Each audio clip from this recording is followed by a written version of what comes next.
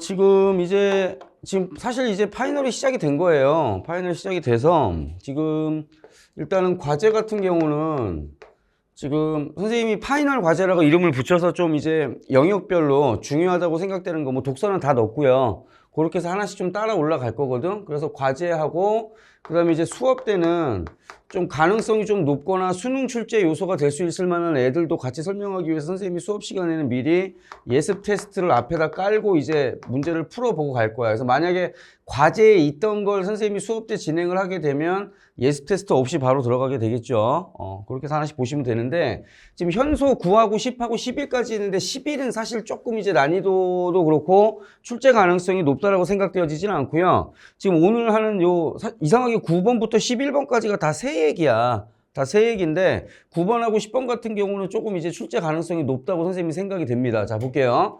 자, 문학에서 출제 포인트는 이 자연물에서 계속 나올 거라고 내가 주구장창 이야기를 했어요. 주구장창 이야기를 했고, 그 다음에 두 번째가, 그 다음에 이 자연물에 대해서 문제를 물어볼 때는 반드시 보기를 통해 물어볼 거란 말이야. 그래서 지금 이 보기가 나왔을 때는 이 보기를 깔끔하게 정리를 해서 본문의 내용에 대한 힌트를 얻으셔야 되는데, 내용이라고 한다면 당연히 어떤 시대, 어떤 사회, 또는 어떤 인물에 대한 정보, 자, 이런 것들을 통해서 전반적인 작품에 대한 힌트를 주게 되고, 그리고 이런 것들을 두 번째로 이제 어떤 식으로 형상화하느냐.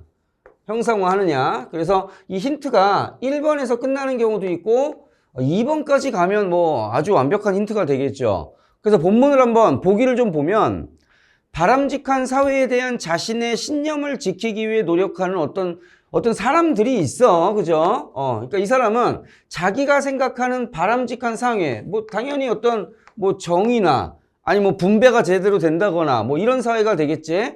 그런 사회에 대한 신념을 가진 사람들은 그 자신의 신념을 이행하고 얘를 지키기 위해서 적극적으로 사회적 문제에 뛰어든다라는 말은 이 사회에 문제가 있다라는 말은 당연히 그럼 뭐야? 이 바람직한 모습이 아니라는 거겠지? 그러니까 결국은 이게 뭐냐면 이게 참여문학의 일종이라고 생각을 해주시면 될 것 같아. 자, 그들이 겨냥하는 문제는 사회의 구조적 모순과 연결되어 있기 때문에 뭐 사회의 구조적 모순은 여러 가지가 있겠죠. 대부분은 사회 구조적 문제라고 들어가면 대부분은 이제 가진 자와 못 가진 자의 모습이야. 뭐 이거는 어떤 뭐 돈일 수도 있고 권력일 수도 있고 여러 가지가 있을 텐데 문제는 이게 이제 부조리란 말이지.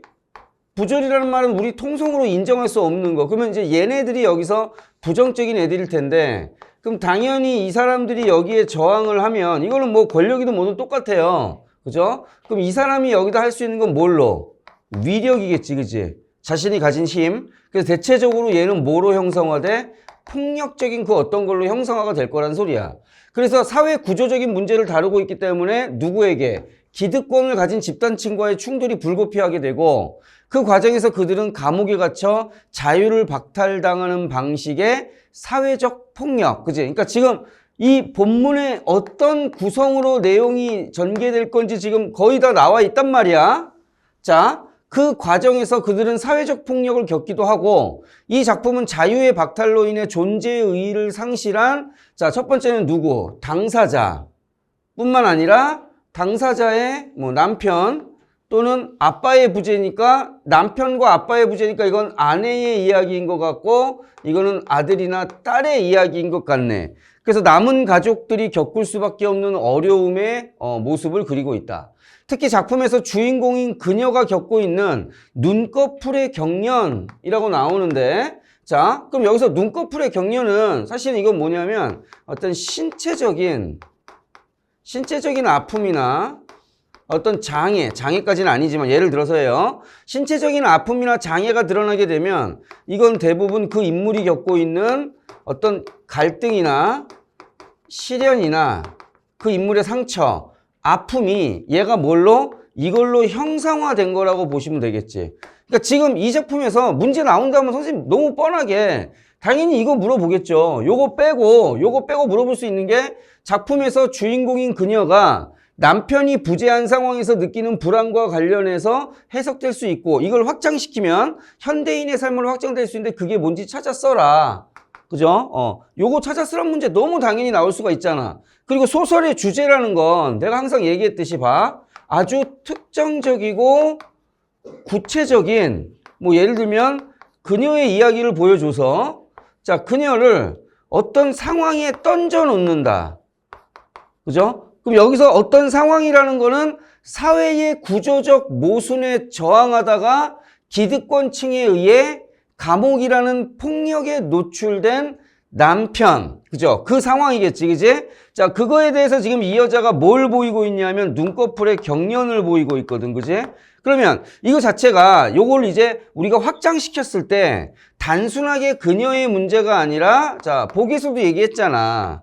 어떤 현대인, 그죠? 현대인의 어떤 뭐 불안이라든가 어떤 부조리 상황이라든가, 그지? 그런 것들에 대해서 나오는 신체적 반응. 자, 요렇게도 이제 문제가 구성될 수 있다라는 말입니다. 자, 이해되시죠? 그죠? 그래서 이 보기를 얼마나 깨끗하게 정리하고 들어가냐. 이건 수능도 너무 당연한 거야. 수능도 이렇게 읽어야죠. 그래서 보기를 통해서 뭔가를 끄집어내고 그걸 통해서 반드시 본문에 들어가서 아주 집착하면서 뭐 이렇게까지 해석해야 되나 싶을 정도로 자꾸 연결을 시키셔야 돼요.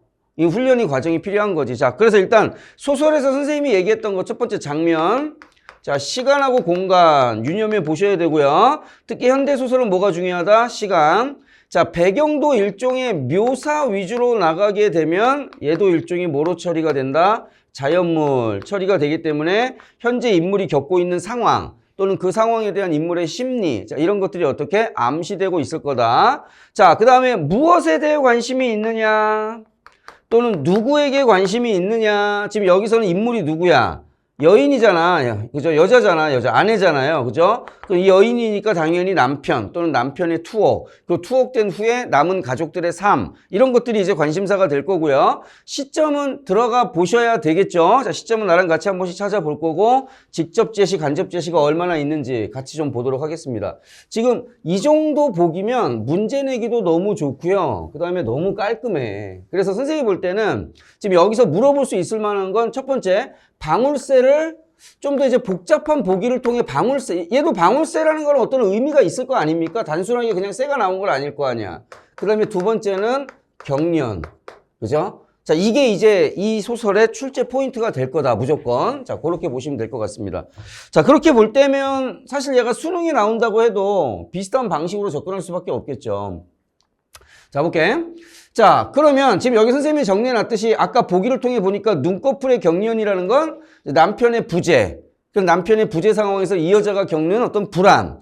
그런데 이게 이제 전체적으로 큰 의미로 확장을 시켜본다면 현대인 전체의 모습으로 가는 것도 나쁘지 않다.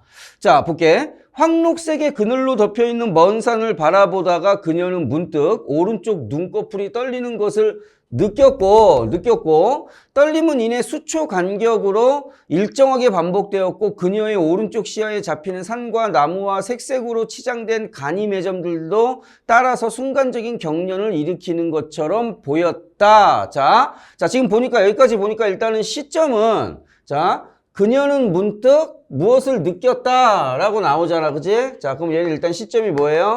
시점은 3인칭 전지적 작가 시점. 자, 3인칭 전지적 작가 시점 나오면 그 다음에 내가 항상 뭐 유념해라? 이게 일반적인 3인칭 전지적 작가 시점인지 아니면 인물의 입장을 따라다니는지 또는 인물의 시선이나 또는 인물의 시각에 의해 서술하는지. 근데 얘는 처음 시작할 때부터 봐봐. 그녀는 문득 이런 걸 느꼈다. 떨림은 반복되었고 지금 이런 식으로 볼 때 아마도 요걸로 갈 가능성이 상당히 커 보입니다. 좀 더 보자. 그녀는 손을 들어 눈두덩을 지그시 눌러보았고 눈꺼풀의 경련이야말로 이미 오래전부터 그녀를 간섭해온 익숙한 증상이었으므로 눈두덩을 압박한 몸짓 그대로라도 얼마든지 걸을 수 있긴 하다. 지금 보니까 봐. 눈꺼풀의 경련이 남편의 부재에서 나온, 그죠? 남편의 부재에서 기인한 불안감과 어떤 현재 삶의 시련과 아픔 이런 건데, 근데 문제는 뭐냐면 그녀를 간섭해온 익숙한 증상이니까 이걸 확장시키면 그럼 이런 현대인은 이런 불안에 노출되어서 산단 말이야. 현대인은 불안에 노출돼서 산다고. 그죠? 나도 그래요. 선생님도 뭐 당장 내년에 뭐 선생님이 어떻게 될지, 뭐가 어떻게 될지, 뭐 1도 그렇고 3도 그렇고 불안 요소가 너무 많단 말이야. 근데 이게 평생 동안 계속 나의 삶을 좌지우지 해왔기 때문에 이런 막연하고 힘든 불안감이지만 이게 지금 익숙해져 있단 말이지, 그지? 자, 그렇게 이제 확장시키면 돼. 그래서 그 여인의 불안과 아픔에서 현대인 전체의 모습으로 확장.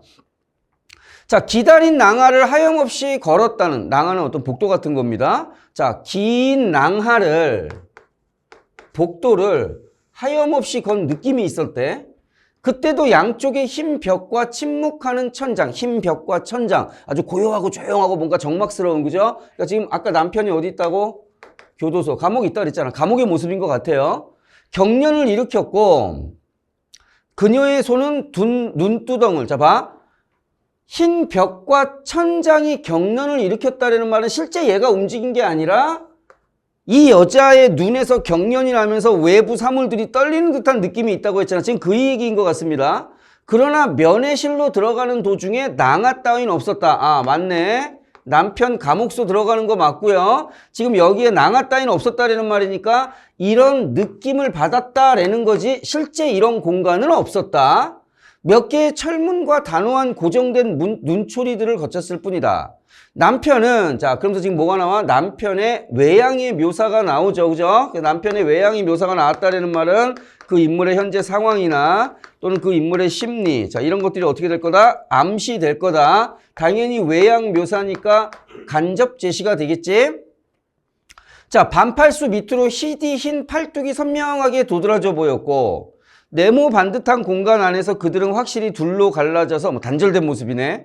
그는 저쪽에, 그녀는 이쪽에 한 겹 새망을 거두어 버릴 수도 있는 두 깍지를 끼워 잠재우고서 그녀는 맥없이 남편의 등 뒤 약간의 얼룩과 손자국이 묻어있는 잿빛의 벽을 쳐다보았고, 그리고 이런 잿빛의 벽을 입김을 발길로 닦아내고 있는 몸짓을 해보였다. 그래서 지금 여기서 잿빛도, 잿빛이라는 거는 약간 회색 같은 거거든요. 그러니까 이것도 일종의 그 인물들이 겪고 있는 현재의 어떤 심리, 요거 이제 암시된 거다라고 보시면 될 것 같습니다. 자, 지금 아주 여러 가지 찾았어요. 여러 가지 찾았고 지금 현재 상황, 누가 누구에게 왔고 누구는 어떻게 있고, 그리고 지금 보러 온 그 대상은 외양 묘사를 통해서 현재 어떤 상황에 처해져 있고 어떤 건강 상태인지까지 좀 추론이 가능한 부분까지 왔습니다. 자, 내려가 볼게. 자, 장식 없이 숫자만 커다란 벽시계는 소리도 날카롭게 면회실을 울리고, 그녀는 마침내 흰 벽에 얼룩보기를 끝내고 남편을 보는데 우리 속에 갇힌 짐승이라고 남편을 표현했네. 그러나 이제 번뜩이지 않는 눈빛이라는 말은 지금 과거하고 지금 상반된 거잖아. 그지? 과거 때는 뭔가 눈빛이 번뜩이고 살아 있었다라는 말은 어떤 저항이라든가 자신의 신념을 눈빛으로 막 발산하는 그런 아주 인텔리의 모습이었었던 것 같은데, 현재 남편은 그냥 우리 속에 갇힌 나약한 짐승, 번뜩이지 않는 눈빛, 자, 요런 걸로 묘사가 됩니다. 지난번 경주의 감기는 다 나았는가? 라고 물어보면 한참 뒤에 그녀는 이제 여름이 다 지났나 보다 라고 이야기를 하지, 그지? 그러니까 지금 이 그녀하고 여기에 섞여 있는, 잘라져 있지, 그지? 이 남편 사이에 이런 단절된 모습을 통해서 지금 뭐예요? 소통이 제대로 되고 있지 않은 모습이야. 자, 계속 걱정하지 말고 마음 편히 지내라는 말이 쇠망을 건너오면 시골의 사촌 형님네서 마늘이 왔다는 대답이 다시 쇠망을 건너가고, 반들반들 달아있는 윤기 나는 나무 의자와 되풀이 되는 헛손질의 쓴맛이 그녀를 사로잡을 즈음 남편은 또 한 번 마음 편히 지내라고 당부하며 아주 커다랗게 그러나 지극히 미미하게 웃음을 한 조각 내어 밀고, 계속되는 헛손질, 즉 소통이 안 되는 모습이 끝나고 말았다는 뜻의 마지막 카드를 얼굴에 남기고 그는 들어온 눈으로 빠져나가고, 그녀 또한 몸을 돌이켜 이쪽 세상, 그녀가 있는 자유의 세상으로 나가게 되는 거죠. 자, 여기까지 볼게. 자, 본다, 보낸다, 건너간다. 자, 현재 시제지, 그지? 자, 일반적으로 현재 시제를 쓰게 되면, 그리고 대화체, 그리고 여러 가지 감각적 표현. 자, 이런 말 쓰게 되면 사실감, 생동감, 현장감 당연히 생기는 거라고 이야기했었지, 그지? 자, 그러니까 현재형 시제 썼다. 현장감, 사실감, 생동감 오케이 연결시키시면 되고요. 두 번째, 회상 장면 없잖아. 그러니까 지금 둘 사이에 대화잖아요, 대화. 자, 그리고 디귿, 대화를 따옴표 없이 처리했다. 자, 지난번 경주의 경기는 다 나았는가? 자, 그러니까 얘는 지금 뭐냐 하면은 여기는 그냥 서술에 양상을 물어본 거지 어떤 효과라든가 왜 그렇게 했는지 그렇게까지 들어가기는 쉽지가 않아요. 그래서 둘이 대화를 하고 있는데 따옴표 없이 그죠? 간접 제시 위주로 간접 인용 쪽으로 이제 대화를 끌어가고 있구나. 그럼 디귿도 맞는 것 같고요. 리을, 서로 관련 없는 내용을 주고받는 모습을 제시해서 소통이 이거 뭐 내용 파악이니까 그죠? 그럼 기억, 디귿, 리을이 서술상 특징으로 맞는 얘기라고 볼 수가 있겠습니다. 자, 두 번째로 넘어가 보자. 자, 남편이 가족들로부터 차단되어 홀로 저쪽 담벼락 속으로 넘겨지게 되었을 때 그녀는 아무런 대책도 가지고 있지 못하였고 나중에 가서야 이런 경우에는 어떤 특별한 대책이 있었다 한들 아무런 도움을 얻지 못했으리라는 것을 알게 되긴 했지만 처음에 그녀는 무력한 스스로 때문에 절망했다. 그래서 무력했다라는 말은 남편이 감옥에 들어가게 되는데 내가 여기에 대응할 만한 건 없었다. 그죠? 애초부터 그는 아버지로부터 물려받은 방이 많아 월세만으로도 최소의 호구지책을 해나갈 수 있는 낡은 기와집 아래에 존재해 있던 사람은 아니었다라고 나오니까 이거 조심하셔야 됩니다. 그러니까 이 말은 뭐냐면 애초에 이 사람은 뭐 부를 가진 사람도 아니고 기득권을 가진 사람도 아니었다. 그래서 그는 이 세상의 모든 이들이 가능하기만 하다면 평등하게 그리고 따뜻한 마음을 마음을 나누면서 이게 뭡니까? 이게 남편이 가지고 있었던 바람직한 사회의 모습이고 이런 바람직한 사회의 모습에 대한 신념 이거를 행동으로 옮겼기 때문에 남편은 사회운동을 했고 그 결과 기득권층에 대해서 폭력을 당하게 되는데 그게 현재 남편이 감옥에 간 모습, 그죠? 이렇게 연결시키면 되겠네. 이것도 물어볼 수 있겠죠, 그죠? 남편이 생각하는 그 신념에 해당하는 부분에 첫어절, 끝어절 찾아 써라. 그 생각이 어느 무렵부터인가 주장으로 바뀌고 그 주장만을 신봉하는 것처럼 그렇기 때문에 그녀는 비어있는 남편의 자리를 눈여겨보지 않고 비어있는 남편의 자리를 눈여겨보지 않고 사는 법을 터득하고자 했다라는 말은 일종의 그냥 포기 같은 거야. 인정. 당신 정말 훌륭한 일 하시는군요. 라기보다는 아휴 그래 씨발 그러면 나는 먹고 살아야 되니까 나는 우리 애 키워야 되니까 말하자면 그녀 스스로 남편의 자리를 비워놨던 것이었다. 자, 중요한 어느 늦은 가을 그녀는 기분 전환도 할 겸 딸과 과천의 동물원에 서울대공원인가 보네. 자, 가로 세로 1m쯤의 유리상자들이 벽을 따라 질비하게. 자, 그러니까 여기서 유리상자들이 나눠져 있다라는 말은 약간 어디하고 비슷해? 감옥하고 비슷하지? 그럼 여기엔 지금 새가 있을 텐데 이 새의 모습이 뭡니까? 자유를 박탈당한. 이렇게 본다면 이 새는 다시 또 누구랑 연결이 돼?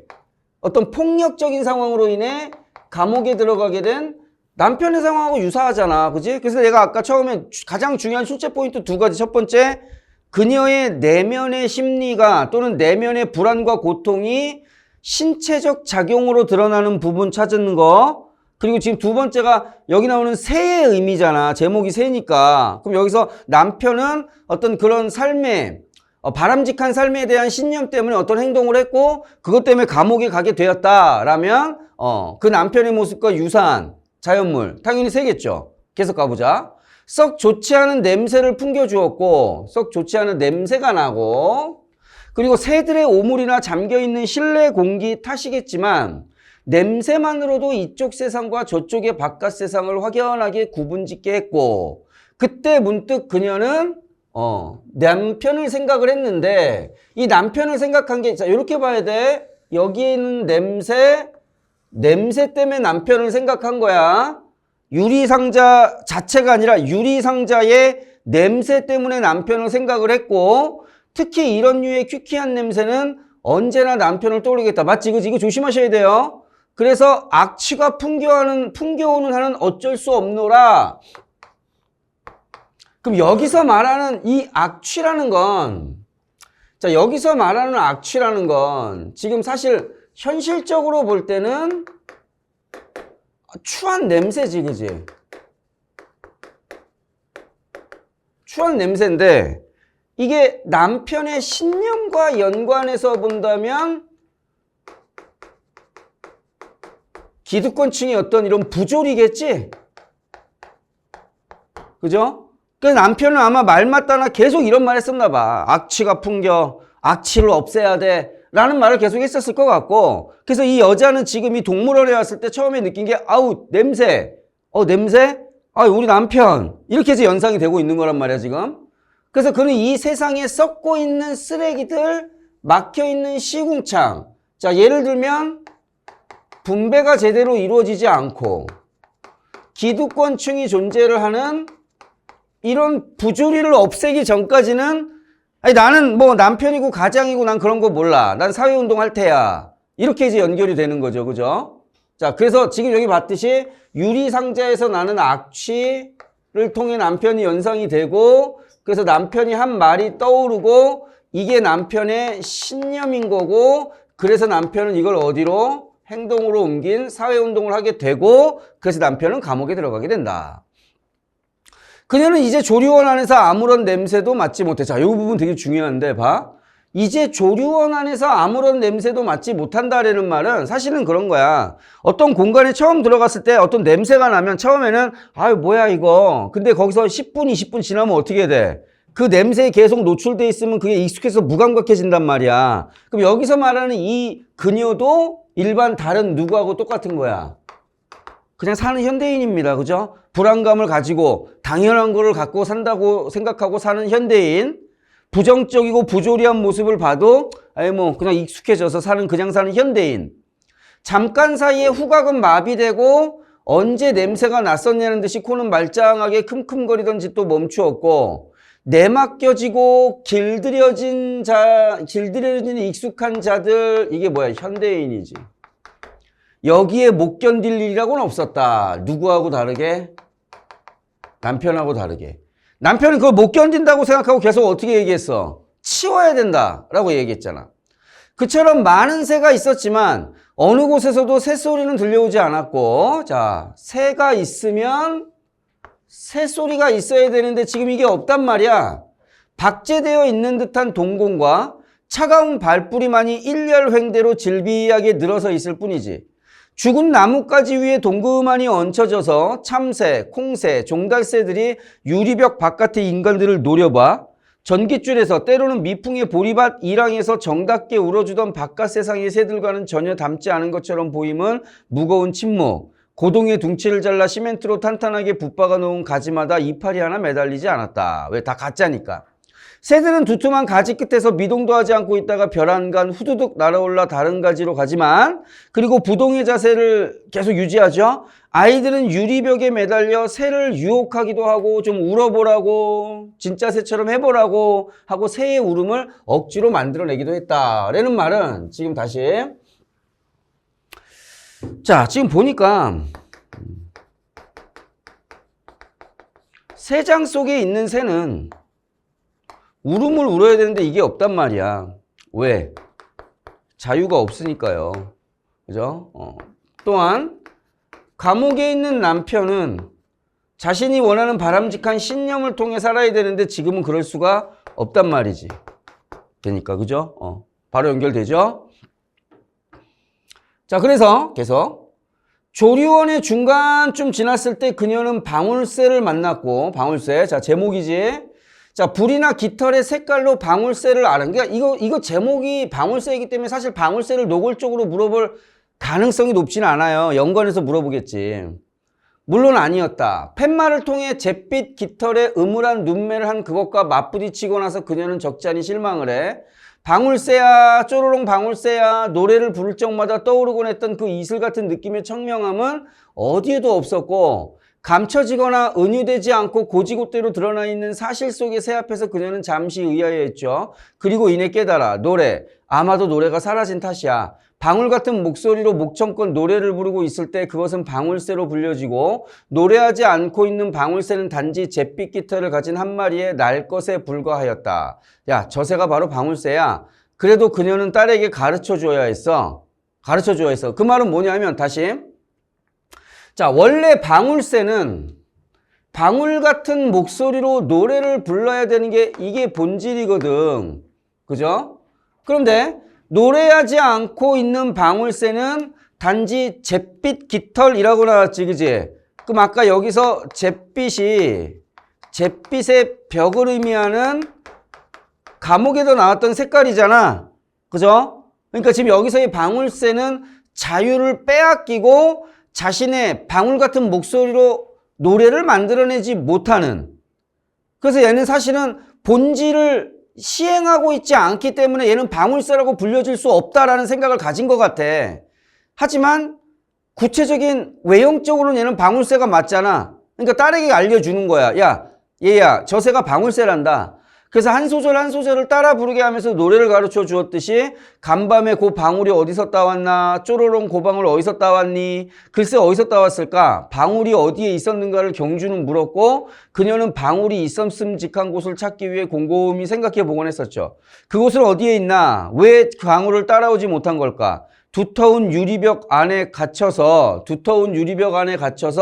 푸른 하늘 대신 시멘트 천장을 이고 죽은 나무 위에 앉아있는 한, 자, 이게 누구의 모습이 연상돼? 남편의 모습이 연상되죠. 한 방울을 따올 수 없을 것이 분명했다. 즉 자신의 신념, 지향. 경주는 신이 나서 노래를 부르기 시작했고 그녀와 마찬가지로 경주 또한 방울새를 보는 건 처음이야. 노래 속에서만 있었던 새를 눈앞에 두고 아이는 쨍쨍한 목소리로 노래를 부르고 있었고 동굴처럼 깊게 파들어간 조리원 아래서 아이는 시방 노래와 만나고 있는 거야. 아, 거기서 살고 있구나. 자, 내려가 볼게. 자, 경주는 고개를 끄덕였고 그녀는 갑자기 퍼뜩 놀라 아이를 쳐다봐. 그 말이 꼭 아빠는 동굴에서 살고 있는구나 하고 들린 까닭이지. 자, 여기서 이제 완전히 동일시 되는 겁니다. 한때는 함께 산 적도 있지만 지금은 아빠가 여기 동굴 속에 살고 있구나 라고 아이가 소리친 줄로만 알았죠. 이제 아이는 방울새 노래를 부를 때마다 저 먼 곳에 살고 있는 방울새를 생각을 할 거야. 아빠 얘기하는 거겠지. 그리고 방울새 대신 노래를 불러주면서 방울새의 입을 대신해주면서 아이는 방울새를 떠올리겠지. 자, 다시 저 먼 곳에 살고 있는 아빠를 생각하게 될 거고, 그죠? 그럼 방울새 대신 노래를 불러주면서 라는 말은 대신 그 어떤 신념을 이어나가게 될 거고, 그리고 아이는 아빠, 즉 방울새를 떠올리게 될 거다 하면서 이제 글이 마무리가 됩니다. 자, 전체 내용을 보면 지금 이게 그냥 대충 읽을 때하고 다르게 하나씩 좀 분석적으로 접근을 해보면 이 문학적인 요소가 상당히 높아요. 그러다 보니까 이제 출제할 가능성이 되게 많잖아. 지금 여러 가지만 이야기해도, 그죠? 자, 그리고 계속 남편을 남편이라고 얘기하고 아이를 아이로 이야기하는 걸로 보건데 지금 이 작품은 누구의 시선에서? 아내의 시선과 아내의 시각에서 글이 이루어지고 있었다까지 찾아주시면 될 것 같습니다. 자, 되시죠? 자, 다음 작품으로 바로 내려가 볼게. 자, 볼게. 자, 얘는 구성은 되게 간단합니다. 자, 구성은 상당히 간단한데 일단 보기를 먼저 보면, 자, 김주영의 새를 찾아서는, 자, 주인공인 나, 자, 시점 알려줬어. 현재 시점에서 경험하고 있는 것과 유사한 유년 시절의 경험. 자, 그러면 당연히 지금 이 두 개 구성을 따라가셔야 되고, 그러니까 지금 여기서 현재와 과거가 지금 유사하다라는 것까지 지금 아주 많이 보여줬어. 나는 다른 사람들과 함께 설리먼 사지라는 절토로 답사 여행을 떠나기로 했지만 버스를 놓치게 되고 먼저 여행을 떠난 일행을 찾아 헤매는 자, 일행과 분리돼서 나는 뭘 찾으러 다녀? 일행을 찾으러 다니고, 그리고 이런 상황 속에서 유년 시절의 누나와 새잡이, 그러니까 이때는 나는 뭘 찾아다녔어? 누나하고 새를 찾아다녔지? 이게 지금 문학에서 연상이 돼야 되는 게, 봐봐. 선생님이 계속 얘기했던 게, 자, 지금 이 작품은 이거랑 연결시키지 않으면 이해될 수가 없는 거야. 자, 이게 우리의 현실이지. 이 기억나죠? 그래서 우리는 어딜 가려고 그래? 이상이 가려고 하는데, 그죠? 그걸 내가 지향이라고 이야기했어. 그럼 지금 여기서 현재 내가 잃어버린 일행을 따라다니는 거. 어렸을 때 누나하고 새를 잡으러 다녔다라는 거. 그럼 얘네들은 다 뭐야? 현재 나의 지향점이지? 지향점이잖아. 그죠? 그런데 문제는 봐봐. 우리 인생이라는 건 이게 계속 쳇바퀴가 도는 거라고 이야기했지. 그지? 이상에 도달하거나 또는 실패하게 되고 그래도 우리 삶은 끝난 게 아니잖아. 다시 현실로 와서 지향하지. 도달하거나 실패하고 다시 현실로 오고 지향하고. 그지? 자, 지금 이게 이 시에서 알려주는 이게 인생의 섭리라고. 이게 인생의 섭리야. 계속 우린 뭔가 하려고 하고 잘 안 되고 또는 될 수도 있겠지. 하지만 우린 또 하고 잘 안 되고 또 하고 잘 안 되고 지금 이게 반복된다는 소리야. 그게 삶의 의미라는 소리죠. 그리고 유년 시절과 현재의 경험을 교차하면서 삶이란 무엇인가를 애타게 찾아가는 과정. 이것조차도 그냥 지향의 모습이잖아. 그 과정 속에서 지향하는 걸 찾아가는 과정 속에서 고통과 수반, 지향. 하지만 고통도 있고 시련도 있고 뭔가 수고로움도 있어야 되죠. 그런데 그렇게 하다가 또 뭐 할 수도 있어? 실패할 수도 있잖아. 그럼 다시 어떻게 하면 되는 거야? 다시 일로 오면 된다는 소리야. 그죠? 이게 인생이라는 소리야. 지금 여기서 이야기하고자 하는 건 이걸 이야기하고 싶은 거야. 우리 인생은 뭐 지금 뭔가 원하고 열심히 노력하고 지금 되게 힘들고 하지만 그렇게 해서 잘 될 수도 있지만 안 될 수도 있잖아. 그럼 그거 어떻게 하라는 소리야? 안 됐으니까 뒤져라? 아니지. 그게 인생이다. 안 되면 안 되는 거고 되면 되는 거고 우리는 다시 시작하면 되는 거고. 그지? 자, 그 얘기를 하고 있는 거야. 자, 봐봐. 일단 다 얘기 나온 거예요. 지금 주제에서 이거 끄집어냈으면 지금 얘는 다 끝난 거야. 내용 자체가. 나는 답사 여행을 떠나는 모임에 늦지 않기 위해 택시를 잡았다고 약속 장소에 도착을 했는데 답사 일행이 탄 버스를 놓치고 말아. 그래서 강원도 양양의 산림원사지에 가기로 했던 답사 일행을 쫓기 위해 택시를 타고 휴게소에 들리며 답사 일행을 찾는데 답사 일행을 찾지 못한 채 묵을 곳도 없이 밤을 보내던 나의 사정을 들은 청년들은 답사 일행과 그들이 탔던 버스를 찾아주겠다며 같이 도와주는 그런 모습인 것 같아요. 자, 청년 중에 한 사람은 두루마리 화장지를 2개 잇대어 놓은 크기만한 덴찌가 원래 뭐냐면 덴찌가 전지야. 그래서 덴찌가 건전지 일본 말인데 이게 손전등 이야기하는 건데 지금은 이런 거 없을 건데 옛날에 이런 손전등이 있었어요. 이게 앞에 후레쉬가 이만하고요. 이렇게 돼가지고 진짜 딱 이만했던 것 같아요. 그래서 이렇게 들고 다니는 이런 건전지가 있었고 이 안에 이제 건전지가 뭐 동그랗게 큰 건전지가 4개인가 5개 들어갔던 것 같아요. 그러니까 이게 되게 크겠지, 그지? 근데 지금처럼 이렇게 LED처럼 밝지는 않은데 뭐 옛날 전지치고는 크겠죠. 어쨌든 이 손전등이에요, 손전등. 매표에 있던 것을 그대로 들고 온 듯 했는데 매표소에 그 손전등은 새 건전지를 갈아 끼운 지 얼마 되지 않아 매우 밝았고 청년은 주차장의 어둠 속에 도열해 있는 관광버스들의 소속회사 표지와 변호판을 손전등을 휘적거리며 빠른 걸음으로 찾았고 낙산에서도 청년은 손전등을 켜서 휘젓고 다녔었지만 그것이 내 시선의 하나의 존재로 느껴지기는 설악산 주차장에서였다. 내게 심어진 손전등의 위력은 결정적인 것이었는데 그럼 다시 그것만 있으면 새를 쉽게 찾을 수 있었고 라는 말이니까 지금 현재에서 그냥 느닷없이 과거로 들어갑니다. 그죠? 얘가 있으면 나는 새를 더 쉽게 잡을 수도 있었고 그러나 그 시절의 덴찌보다 몇십 배의 밝은 촉광을 가지고 있는 그 청년은 그 손전등을 가지고 있었지만 버스는 찾지 못했다. 그래서 이 손전등을 통해서 과거로 회상하는 매개 역할, 그죠? 손전등. 버스는 새보다 몇백 배가 뭐야? 몇천 배겠죠? 큰 부피를 가지고 있었지만도 찾을 수가 없었더라. 어느 날 밤 누나와 나는 한 충격적인 일을 발견하게 되었다. 자, 과거로 이제 여기서는 과거에 대한 회상 언급이었고 여기서는 과거로 실제로 들어갔네. 그죠? 자, 장면이 바뀌었죠. 자, 여기서 장면이 바뀌는데 그냥 이거를 얘들아 과거를 회상하는 건 언급만으로도 가능한데 과거 장면으로 들어갔다라는 말은 실제 그 시대로 가버린 거야. 그러니까 여기서는 인물의 발화도, 따옴표에 있는 발화도 있어야 되고 인물의 행동도 있어야 되는 거야. 어느 날 밤이라고 나오고 지금 누나가 말하는 것도 나오지? 그럼 얘 같은 경우는 단순한 과거라기보다는 과거 장면으로 보는 게 맞겠죠. 이거는 평가원 기준으로 하면 출제 요소가 될 수 있어요.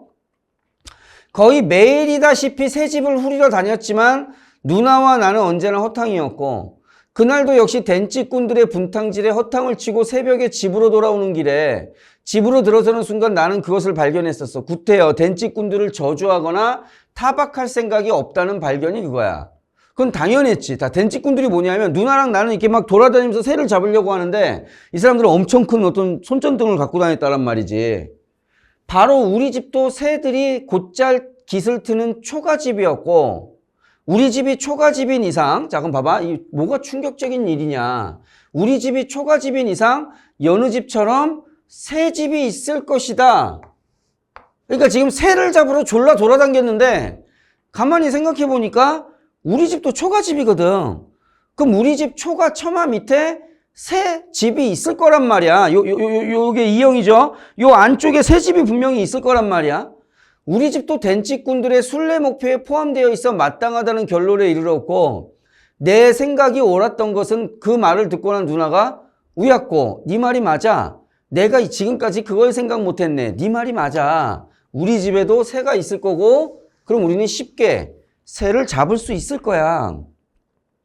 자, 우리 집인 이상 우선 삽작을 닫아 걸어서 댄찌꾼들의 범접을 딱 잘라서 거절하고 누나와 내가 조용히 그리고 은밀하게 새 집을 후릴 수 있지 않은가. 여기서 후린다라는 말은 뭐 싸대기 때린다 그게 아니라 뭐 훔친다 뭐 잡아뗀다 그 얘기야. 그 간단하면서도 보장된 성과를 발견한 우리는 흥분했다. 너무 어때? 내가 지향하는 게 생각보다 잘 안 됐는데 아주 좋고 쉬운 방법을 지금 찾은 거지. 아주 좋고 쉬운 방법을 찾았잖아. 그럼 어떻게 하면 되는 거야? 이 방법을 찾았으면 나는 성공하겠구나. 이렇게 돼야 되는 거거든요. 그죠? 이렇게 돼야 돼. 내가 지향하는 게 있고 방법을 찾았으면 이게 일이 잘 돼야 되는 거야. 그리고 우리는 우리 집으로 살고 있는 새들을 후리는 일에 착수했고 윗방의 문을 활짝 열었지. 너무 어두웠기에 방에 켜둔 불빛을 이용하자는 심산에서였고 역시 내가 누나의 무등을 탔고 예상했던 것처럼 우리 집에 이영의 켜에도 새 집들이 들어있었다. 자, 요렇게 된 게 이영이고 이영이지, 그지? 그럼 이게 지금 어떻게 되냐면 요렇게 해서 요렇게 지금 집들을 엮어놓은 건데 이 위에 얘를 또 쌓고 이렇게 하면서 이제 지붕이 만들어지는 거야. 이게 켜라는 말이 위에 쌓고 이게 켜켜이 싸다 할 때 켜잖아. 그러니까 이영의 사이에 새가 들어가서 거기다 새 집을 만들고 따뜻하니까 거기서 이제 새 알을 낳는 거지. 자, 내가 세 번째 구멍 속에 손을 깊숙이 넣자마자 손끝에 와닿는 뭉클한 온기는 분명 새의 깃털이야. 내가 지향하는 거지. 신선하다고는 볼 수 없는 그 온기가 감지되는 순간 나는 누나가 얘기했던 대로 무조건 꽉 움켜졌는데 그 상황에서 누나가 말해준 대로 꽉 움켜주는 방법밖에는 방법이 없어. 하지만 첫 번째 만남이란 언제나 방법이 서툴게 마련이고 실패의 확률은 도사리고 있는 법이야. 그리고 새는 눈으로 침입자를 노려보고 있을 터였지만 내 무기는 눈이 없는 손이었지. 내가 새의 깃털을 꽉 움켜쥐는 순간 나는 손바닥이 물어뜯기는 듯한 따끔한 충격. 아까 뭐라 그랬었죠? 자, 내가 지향점을 있으면 그 지향점에 대한 방법이 있으면 성공을 하는 게 마땅하고 그리고 이 방법을 통해서 이 내가 지향하는 걸 지향하는 과정에서는 여러 가지 고통과 수고가 동반한다고 했잖아. 그죠? 지금 보기통에 있는 거잖아. 착각이었을지도 모를 그 아픔에 나는 소리치면서 아약! 하고 구멍집에서 손을 빼냈고 내가 손사래를 치는 동안 새는 구멍집으로 빠져나오고 말았지. 자, 그 순간 나는 잠시 허공에 떠 있었고 내가 구멍집에서 얼떨결에 손을 빼내어 흩뿌릴 때와 노란 새가 구멍에서 빠져나온 것과 누나가 무등을 태고 있는 것을 내려놓고 방문 앞으로 다가가 문을 닫는 것은 거의 동시의 일이야. 물론 그 와중에 허공을 헛디디면서 마당으로 나가 뒹굴었지. 누나는 닫은 방문을 뒷짐을 진 상태에서 단속하고 돌아선 자세에서 마당으로 나뒹굴을 나를 보았으나 달려와서 부축할 의향은 없어 보였어. 그런 야멸스러운 외면은 내가 누나를 알고 난 이후 처음 겪는 일이다. 라는 말은 뭐야? 라는 말은 약간 이게 뭐 실패라든가 이제 이런 것들이 예상한 거겠죠. 자, 새 잡았대. 그건 사건이야. 그러나 새가 누나의 손에 들려있는 건 아니야. 새가 방으로 들어갔대. 누나가 새를 잡았다고 단정지어 말한 건 그 때문이야. 나도 그걸 믿었고 방 안으로 들어간 새를 놓칠 리는 없었어. 더구나 새가 방으로 날아들었다는 것은 얼쌀을 먹어서 온전한 얼쌀 먹었다는 말은 약간 얼떨결에 온전한 방향 감각을 잃고 있었다라는 증거였지. 그러니까 지금 거의 성공에 도달했죠. 어둠 속에서 보이지 않는 새와의 숨가쁜 혼전은 그때부터 시작이 되었고 우리는 놀란 새가 뛰거나 버둥거리는 소리의 중심에서 무작정 우리의 몸뚱이를 날려 덮었으나 그때마다 새가 나래를 퍼덕이는 소리는 전혀 엉뚱한 곳에서 들려오곤 했어. 그러면 우린 다시 일어나 그 소리의 중심부에다 레슬링 선수처럼 아낌없이 몸을 던졌죠. 새가 퍼덕이는 소리보다는 우리들의 팔다리가 벽과 방구들에 부딪히는 소리가 더 크게 들렸고 무릎이며 팔꿈치와 뒤통수가 같은 곳이 아리거나 쓰렸고 온 몸뚱이는 물을 뒤집어 쓴 듯이 땀으로 젖어 있었지. 그리고 그러한 새와의 혼전은 긴 시간으로 이어졌으나 새는 아직 잡히지 않았습니다. 그때 문득 우리는 새의 날갯짓 소리가 들리고 있지 않다는 걸 깨달았지. 야, 가만히 있어봐. 누나는 어둠 속으로 더듬거려 내 손을 잡았고 누나의 손은 잿불에 묻었다 꺼낸 고구마같이 뜨거웠고 코에선 단내가 풍겼어. 새는 없어. 형용만 보이지 않는 게 아니라 소리까지 없었지. 언제 그런 불상사가 이뤄졌는지 몰라도 젖혀진 방문 밖으로 희미한 금음결이 쐬어지고 있어. 지금 나갔네 그러면. 자, 나갔네. 그지? 그러니까 지금 이거 뭐예요? 실패한 거지. 그러니까 결국 여기서 이야기하는 건 거의 성공까지 왔지만 다시 또 실패했잖아. 그러니까 나는 어렸을 때, 자, 이 경험을 통해서 우리가 실패하는 것도, 삶을 살다가 뭔가를 원하다가 실패하는 것도 수용해야 할 삶의 한 부분이다. 즉 그걸 이야기해 주는 거고 이거 실패한 걸 얘기함과 바로 맞물려서 우리 네 사람은 답사일행 찾기를 포기했다라고 나오니까 바로 연결되잖아. 그죠? 그래서 현재에서도 나는 어른이 되었고 사리분별이 더 확실하지만 지금인 나도 실패할 수 있는 거다. 어렸을 때 실패했던 것처럼. 그게 뭐야? 그게 인생이다. 그게 인생의 섭리다. 자, 그때가 새벽 3시 반, 해가 뜰 시간은 2시간. 청년들의 권유대로 매표소 안으로 들어가 졸면서 해뜨기를 기다리기로 했고 한계령 계곡의 새벽은 몹시 추웠다 하면서 이제 글이 마무리가 됩니다. 그래서 결국은 인생은 자 실패의 경험인데 인생은 지향의 연속이고 고통과 수고가 들어가고 실패는 반복이 된다. 하지만 우리는 산다. 이게 주제예요. 이게 주제입니다. 그냥 이러고 살다가 가는 거예요. 이러고 살다가 가는 거. 자, 하나씩 보면, 자, 사건의 역전적 구성을 통해, 사건의 역전적 구성은 있어요. 왜냐하면 지금 과거가 있잖아. 과거가 있으니까 있어요. 그죠? 하지만, 일반적으로 과거가 현재의 인과성을 부여하는데 얘는 그건 아니야. 그래서 이렇게 본다면 얘를 액자식으로 보는 것도 일부 타당합니다. 왜냐하면 보통 과거가 제시되는 건 현재의 인과성을 부여하기 위해서인데 여기는 인과성보다는 그냥 과거의 사건과 현재의 사건의 연관성을 통해 현재의 실패의 의미를 부여하고 있는 거잖아. 그지? 그렇기 때문에 얘는 인과성이라고 보기 좀 애매해. 그래서 액자식으로 보는 게 가능하지 않을까. 근데 이게 보면은 여러 해설집을 봐도 액자식이란 말은 들어가 있지는 않아요. 선생님 의견입니다. 2번. 자, 공간 이동하면서 뭐 새 찾으러 다니면서 일행 찾으러 다니면서 인물의 심리 가능할 것 같고요. 자, 특정 인물의 시선을 통해 특정 인물의 시선 갈등이 어디 있어요, 지금 여기에. 4번. 인물의 행동을 중심으로 아니죠. 인물의 행동과 그죠? 인물의 행동을 중심으로 사건의 진행 상황 4번이 더 맞겠네요. 그죠? 공간을 이동하면서 변하는 인물의 심리보는 4번이 맞겠네. 인물의 행동을 중심으로 사건의 진행 과정, 즉 버스를 찾아다니는 여러 인물의 시선 아니죠. 그죠? 4번으로 답이 들어가 버리시면 될 것 같습니다. 자, 오케이. 조금만 쉬었다가 두 번째 지문 선생님이 다시 또 제시해 줄게요. 테스트 올라와 있을 거예요. 조금만 쉬었다가 다시 테스트로 넘어가도록 할게요. 자, 볼게요. 자, 이 임계탄이 글이 한자가 많아서 너무 어려워서 좀 차근차근 좀 해볼게.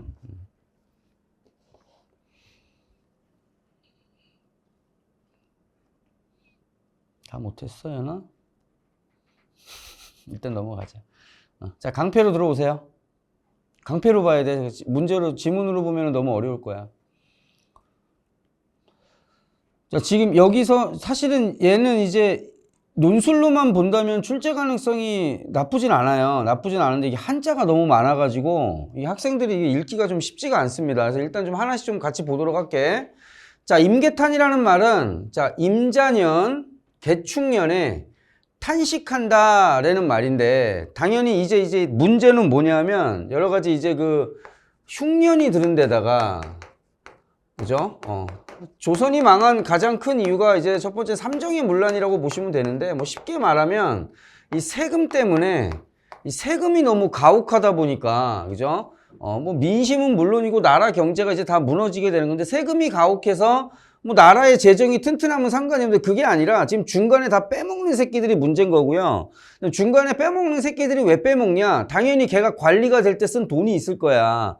그게 다 이제 다 고리에 고리를 물고 이제 문제가 생기는 겁니다. 자, 볼게요. 자, 슬프다. 기민들아. 그래서 기민이라는 말은 이제 배고픈 백성들이라는 소리야.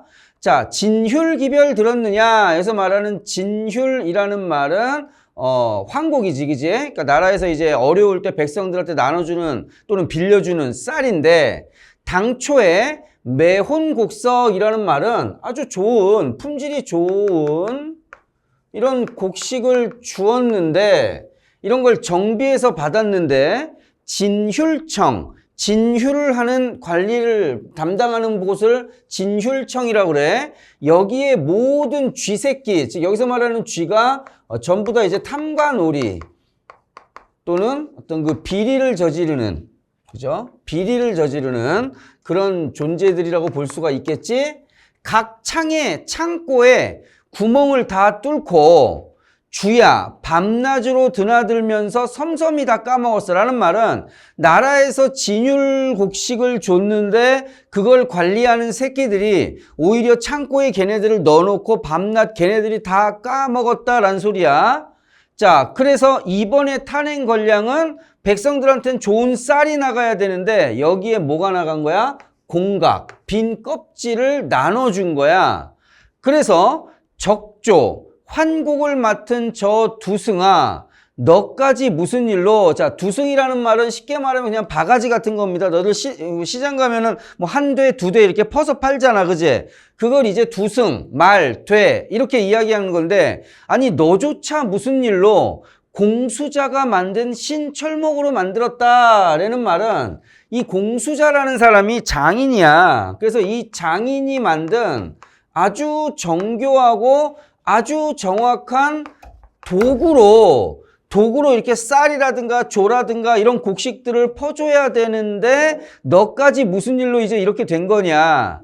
그래서 무단히 환면, 이유 없이 사람을 바꾸고 빈공영사, 공적인 것을 빙자해서 사적인 이익을 도모하는구나. 엊그제 관홍량, 넓고 큰 도량을 가지고 있었는데 간탐코 협회하다라는 말은 넓고 큰 어떤 그런 그 재는 도구들이 지금은 아주 작아진 모습이다라는 말은 적당한 양으로 나눠주라고 나라에서 쌀이 내려왔음에도 불구하고 뭐 예를 들어서 이만큼 줘야 한다라는 말은 이거의 부피를 요만큼 줄인다거나 아니면 이 안에 뭘 넣는 거야? 빈 껍질. 이런 걸 넣어서 이제 나눠주게 된다는 소리지. 그러니까 얼마나 화가 나겠습니까?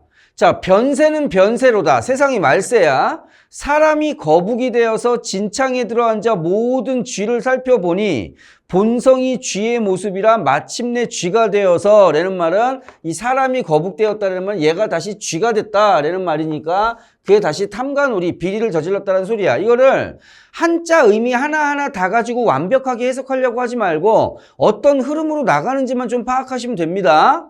자, 그래서 창중에 창고 안에 진공미를 그 쌀들을 다 물어간 거야. 이 탐관오리들이. 그래서 역귀 잎으로 굴을 삼고 밤낮으로 그 굴에다가 장치한다라는 말은 여기서 빼낸 곡식들을 자기의 굴에다가 갖다가 다 차곡차곡 쌓아둔다라는 말이니까 지금 곡식을 빼돌리고 있다는 소리죠.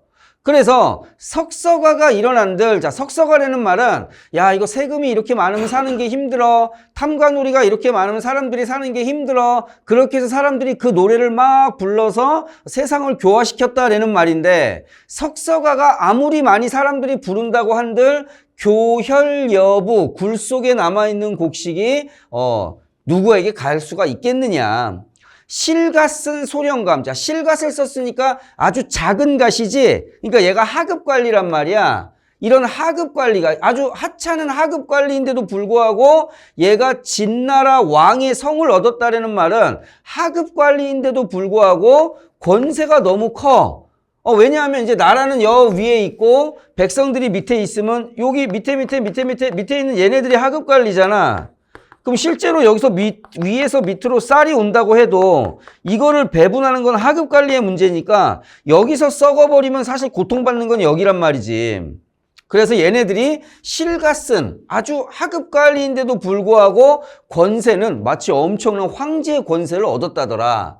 그래서 단자소 다방불이 지위 중에 넣어두고 자기의 지위 중에 넣어두고 주묵은 천농하여 잔민을 추박하니라는 말은 잘 안 나눠준다는 소리입니다. 그래서 저 아표라는 말은 굶어 죽은 사람을 월시 그냥 곁눈으로 힐끗 보고 사화제 자신의 개인적인 재물만 도모한다 라는 말이니까 지금 여기까지 쭉 보면 이게 한자가 너무 많아서 쉽지는 않은데 전체 내용으로 보면 자, 첫 번째는 관리들이 전부 다 지금 어떤 새끼들입니까? 탐관오리지. 탐관오리고요. 지금 내용으로 본다면 이런 탐관오리들에 대한 아주 직접적인 비판이 나왔고 그 다음에 세 번째는 이 탐관오리를 지금 어디에다 비유하고 있어?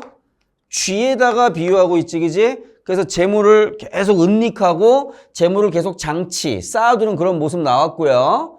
자, 다음. 자, 진정사. 우리 뭐 잘못된 게 있으면 어디 뭐 동사무소나 어디에다 진정한다 이런 말 있잖아. 그지?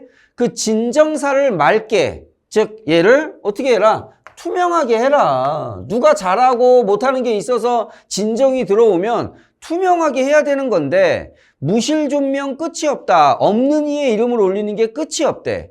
그리고 진감색에, 자, 진감색이라는 말은 그냥 관리에 길고 긴 창자를 고비고비 다 채우니까 자신의 창자만 채우고 있다는 소리잖아. 창자를 고비고비 다 채우니 김이나 네가 죽거라 사사로 살세로다 라는 말이니까 자기의 배는 다 채우고 배고픈 백성들은 죽으라고 모든 일마다 다 사람을 죽이는 모습이로구나. 자, 지금 이게 뭡니까? 당시에 이런 흉년이 되었음에도 불구하고 관리들의 사사로운 이익만 채우는 모습. 자, 이 시절이 이러하니 바랄 것이 없어. 4월 남풍에 그래서 뭘 바란 거야? 나라를 믿을 수는 없다라는 소리야. 나한테 해줄 게 없으니까. 그래서 얘가 원한 게 대맥황이라는 말은 보리풍년을 원한 거지. 그래서 자, 지금 얘를 믿을 수가 없으니까 백성들이 이제 남은 거는 뭐야? 대맥황을 원한 거지. 그 말은 뭐냐면 지금 여기서 흉년이 들었잖아. 흉년이 들어서 근근히 버틴 거야. 근근히 버텨서 이제 이걸 우리가 그래서 보릿고개라고 이야기하잖아. 그래서 보릿고개가 뭐냐면 8월, 9월에 추수를 하면 이걸 가지고 이제 겨울을 나야 되는데, 이 겨울을 나야 되는데, 이 겨울 끝에 한 3주에서 4주 정도가 먹을 게 없어서 사람들이 막 꼴깍꼴깍 넘어서 아사자가 생긴단 말이야.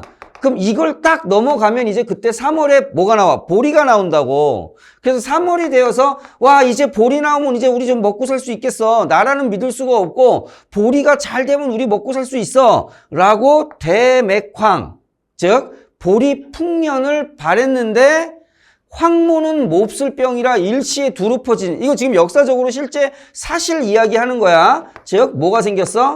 병충해가 생긴 거야. 병충해가 생겨서 내가 믿었던 대맥황이 아니라 뭐가 된 거야? 보리 흉년으로 돼버린 거지, 그지? 그러니까 지금 완전 큰일 난 거야 이제. 먹고 살아야 되는데 굶어 죽을 방법밖에 없잖아요.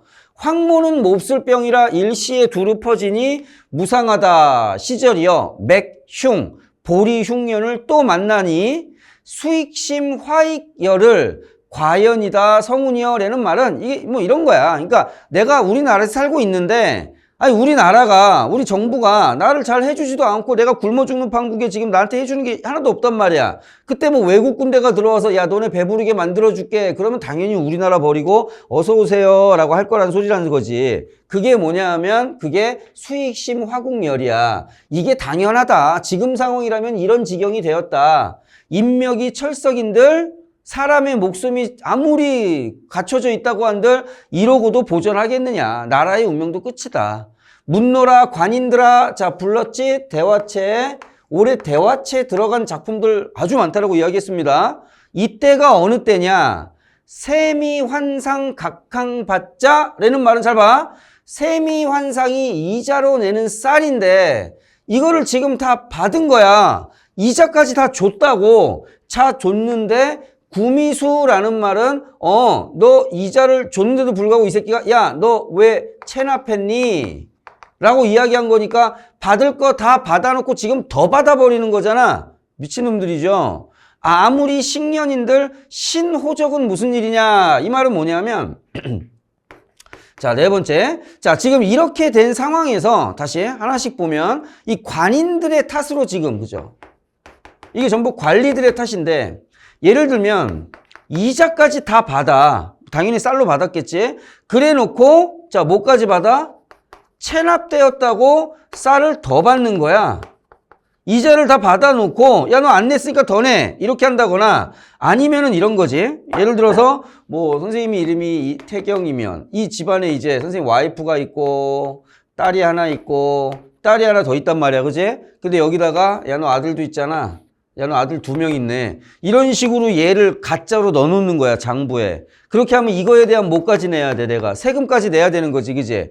그러니까 결국은 지금 보면 없는 호적을 만들어내어서 실제 세금을 만들어내는 거. 그래서 가소롭다 지금의 수단이 함몰전후 방시로다. 자손이 끊어진 때가 그때로구나.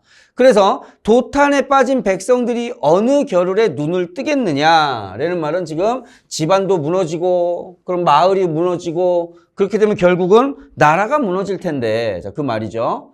그래서 실 같은 이 목숨이 질김도 질겨. 그러니까 죽고 싶은데 죽을 수도 없어요. 그래서 굶고 먹고 그리저리 천행으로 살아난다 한들 하더라도 즉 나는 살아. 근데 문제는 우리 식구들. 죽은 사람들이 있을 거란 말이야. 그래서 눈에는 피가 나고 가슴에는 불이 나고 망극하다 통곡이여 도처가 참혹하다. 이 몸이 황황하여 심불응정정하니 할 수 있는 게 없으니 이 살세 살아나서 이 낙세를 볼똥말똥 그제 이 죽음의 세계를 떠나서 이 죽음의 공간 또는 죽음의 시기를 떠나서 즐거운 시기를 내가 볼 것이냐 말 것이냐. 자 그래서 마지막에 결국은 뭐합니까? 자포자기하는 모습까지. 그러니까 전체적으로 큰 순서로 볼 때는 자 지금 이 얘기로 나가게 되는데 특히 만약에 자연물로만 물어본다면 요 쥐에 대한 얘기 그지? G에 대한 얘기. 그리고 이게 탐관오리 때문에 내가 진율미를 받지를 못했단 말이야. 왜냐하면 이 탐관오리가 진율미를 나눠줘야 되는데 이 진율미를 나눠주지 못해서 결국 요거를 원했지만 이게 안 돼서 이거를 원하지, 대맥황. 이걸 원했는데 이것 때문에 또 얘도 안 된단 말이야. 그런데다가 지금 뭐까지, 세금까지 더 혹독하게 과세를 해버리니 이건 뭐 사람이 살 수 있는 시대가 아니다 라고 하면서 이제 글이 마무리가 되는 거죠. 자연물의 쓰임으로 본다면 아마 거기 나오는 이제 거북하고 쥐, 그것만 보시면 될 것 같습니다. 나머지는 그냥 전체 흐름만 보시면 돼요. 내용만 보세요. 한자 하나하나 다 해석해서 해석하는 문제 나올 가능성은 없어요. 약술 특성상. 자, 다음 내려가 볼게. 자, 지금 욕망에 대한 얘기 나오는데 우리 아까도 나왔었잖아. 아까도 뭐가 나왔었냐면 우리 인생이라는 게 계속 무언가를 지향하면서 살다가 그게 될 수도 있고 안 될 수도 있지만 결국 우리는 계속 지향하는 삶을 이어갈 수밖에 없다. 지금 그 얘기였었잖아. 그지? 자, 개인이나 공동체에서 인간이 가진 욕망은 결핍과 충족을 거듭하면서 자, 이게 지향이지. 그런데 얘가 이럴 수도 있고 이럴 수도 있는데 이 1번과 0번이고 그죠? 0번부터 1번까지의 상황을 우리는 반복해서 사는 게 그게 이제 우리의 삶이다. 자, 그래서 인간은 결핍이 없던 과거를 그리워하기도 하고요. 미래의 욕망을 충족하려는 의지를 갖기도 하는데 문학에서 결핍이 충족된 상태는 대체로 이상향적 시공간 나타난다. 자, 그래서 가는 기녀라는 신분적 장벽에 갇혀 지냈던 작가, 나는 임진왜란에 참전했던 작가의 소망, 다는 세상에 대한 환멸 때문에 세속을 등진 인물을 중심으로 욕망과 결핍과 그 다음에 충족의 관계를 보여준다. 그럼 지금 여기서 우리가 봐야 될 건 욕망. 자, 이게 지금 뭡니까? 부재 결핍. 있어야 될 게 지금 없는 상태지. 그래서 우리는 뭐 해? 지향을 하는데 지향을 했을 때 이 지향을 했을 때 다시 아까도 나왔던 거 결핍이 충족되거나 또는 결핍의 상황이 이어지는 그죠? 이게 이제 삶이다. 지금 그 얘기를 한 거지. 자, 그럼 얘도 봐봐. 첫 번째 시를 보면은 첫 번째 시는 기녀에 대한 얘기래. 그죠? 세장 속의 학이라고 나오는데 봐. 세장에 한 번 갇히자 돌아갈 길이 아득하다. 자, 가잖아. 그지? 그럼 여기서 세장이 어디야? 궁궐이겠네. 돌아갈 길이 아득하고 뭡니까? 궁궐 잘못 봤네요. 궁녀라고 생각했네. 당연히 기방이겠지. 돌아갈 길이 아득하고 곤륜산이 어디인가 바람이 높아라.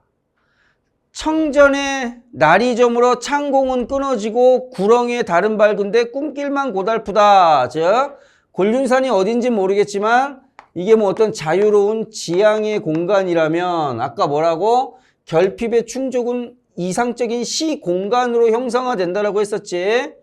창전에 날이 저물어 창공은 끊어지고 자, 단절 구렁이에 달은 밝은데 꿈길만 고달프다 라는 말은 단절되어 있는 상황이지만 지향은 지속되고 있지. 결국 욕망은 없어진 게 아니야. 충족돼야 없어지니까. 여윈 그림자 짝도 없이 홀로 서 있는데 당연히 그럼 여윈 그림자는 누구의 그림자겠어? 화자의 모습이고 자, 짝도 없이 홀로 서 있다. 결핍, 부정적 상황. 저녁 가마기 때는 스스로 신나 온 숲이 들썩. 자, 그래서 이게 선생님이 자연물 같은 경우는 크게 볼 때 유사하거나 상반되거나 암시. 특히 유사일 경우에는 어떤 경우도 있다고? 감정이 이입되는 경우도 있고요. 그 두 번째, 얘가 상반됐다라는 말은 거의 대부분은 화자의 정서를 심화하지. 그죠? 다시 말하면 얘는 화자하고 대상이 유사하지. 특히 감정이입이 됐을 때는 유사한데 감정적으로 유사하다라는 말이 분명히 있어야 감정이입이고, 그게 없으면 그냥 유사자연물이야. 예를 들어서 우리 아까 그 소설에서 방울새 같은 경우 방울새가 어떻다란 말을 안 했거든요. 방울새가 슬프다 기쁘다라는 말을 안 했어. 노래를 못한다는 말은 나왔지만, 그러니까 걔는 유사한 자연물인 거지. 근데 방울새가 울었다, 뭐 거기서 말하는 울음이 뭐 유유 정서를 표출한 거다, 그리고 우리 남편도 감옥에서 운다, 그러면 이게 감정이입이 되겠지만 여기선 유사자연물. 반면에 상반은 화자하고 시적 대상이 거의 대부분 대조 대비로 가. 그럼 당연히 항상 부정적인 애가 더 강조 심화되는 거야. 암시는 말 그대로 그런 상황이라는 걸 돌려서 알려주는 게 암시가 되겠지. 그럼 지금 여기서 화자의 모습은 첫 번째, 세장에 갇혔고 곤륜산을 지향하는데 날은 저물었는데 나의 지향, 욕망은 계속 남아있고, 여인 그림자가 화자 혼자지? 그래서 자신의 외로움을 강조하고 있다면, 반면에 까마귀는 떼잖아. 그러니까 얘는 신나 있는 거잖아 지금, 그죠? 그럼 화자는 누굴 통해서? 그림자, 외로이 있는 모습이고, 까마귀는 떼라고 나왔잖아. 이니 신나는 거지. 그러니까 지금 대조 대비되지? 그럴 때는 부정적인 화자의 정서가 더 심화된다. 깃털 긴 날개는 병이 되어 죽음을 재촉하니. 자, 현실에 대한 얘기 다시 나왔고, 슬픈 울음 해마다 언덕을 그린다. 그러니까 지금 그런 것 같아. 기방이 들어와서 기녀가 되었는데, 그죠? 시간은 흐르고 이제 뭐 젊은 시절은 조금 지났나 보지. 근데 나는 아직도 이제 기방이 들어왔으니까 뭐 정상적으로 결혼하고 사는 건 뭐 지금도 쉽지 않은 건데 그때는 완전 불가능하겠죠. 그죠? 그런데 이미 나이는 먹고 병은 들었고, 근데 이제 옆에서 같이 보살펴주고 같이 남은 인생을 살아갈 사람은 없고, 그죠? 그러니까 자신의 신세를 한탄하는 그런 내용이라고 보면 될 것 같습니다. 자, 내용은 어렵지 않죠? 자, 세장이라는 아주 재밌는 독특한 비유가 나왔다라는 것만 좀 기억하시면 될 것 같고요. 자, 두 번째 볼게. 자, 이 선상탄인데, 이 선상탄이 봐, 두 번째가 미래를 지향한다 라고 지금 나오는데, 이 나가 임진왜란에 직접 참전했었던 사람의 이제 소망이라고 보시면 되고요. 자, 봐. 자, 그러면 지금 이때는 언제냐 하면 임진왜란이 있었지. 엄청 쳐맞았잖아요. 그 지금 전후야. 전후인데 임금이 나한테, 야, 너 저기 부산 쪽에 내려가서 일본 애들 또 올지 모르니까 너 거기서 좀 이제 그 뭐 군인으로 좀 경비 업무 좀 해라. 그래서 이제 경비 업무를 보러 내려가서 거기서 이제 자신의 소회를 이야기하는데, 당연히 참전 용사라고 했으니까 내가 전쟁 중에 겪었던 거, 그 다음에 두 번째는 왜가 일본 애들이지, 그죠? 얘네들에 대해서 얘네 전쟁을 직접 겪었으니까 이 적개심이 엄청나겠지. 요 두 개가 이제 시의 내용이 된다는 소리야. 그래서 내란에 참전했던 자로서 내가 바라는 게 뭔지, 내 욕망, 욕구가 뭔지, 지향이 뭔지, 그지? 자, 그걸 찾아주시면 될 것 같아. 자, 조그만 이 몸이, 자, 화자지, 병중에 들었어. 그래서 외에 대한 분풀이나 한풀이도 어려워. 나 좀 이제 늙고 병들었어. 하지만, 자, 봐봐. 죽은 재갈, 즉 부정적 상태에 있었던 재갈 공명도 긍정적 상태에 있었던 중달을 이겼고, 발이 잘려진 부정적인 상태의 손빈도 싸움 잘한다는 방연을 잡았으니, 하물며 이 몸은 늙고 병들었잖아. 하지만 아직은 뭐가 있어? 목숨이 남아있으니 이 쥐, 개떼 같은 도적놈의 새끼들 내가 다 죽여버릴 수 있다. 자, 흐름 이해되시죠?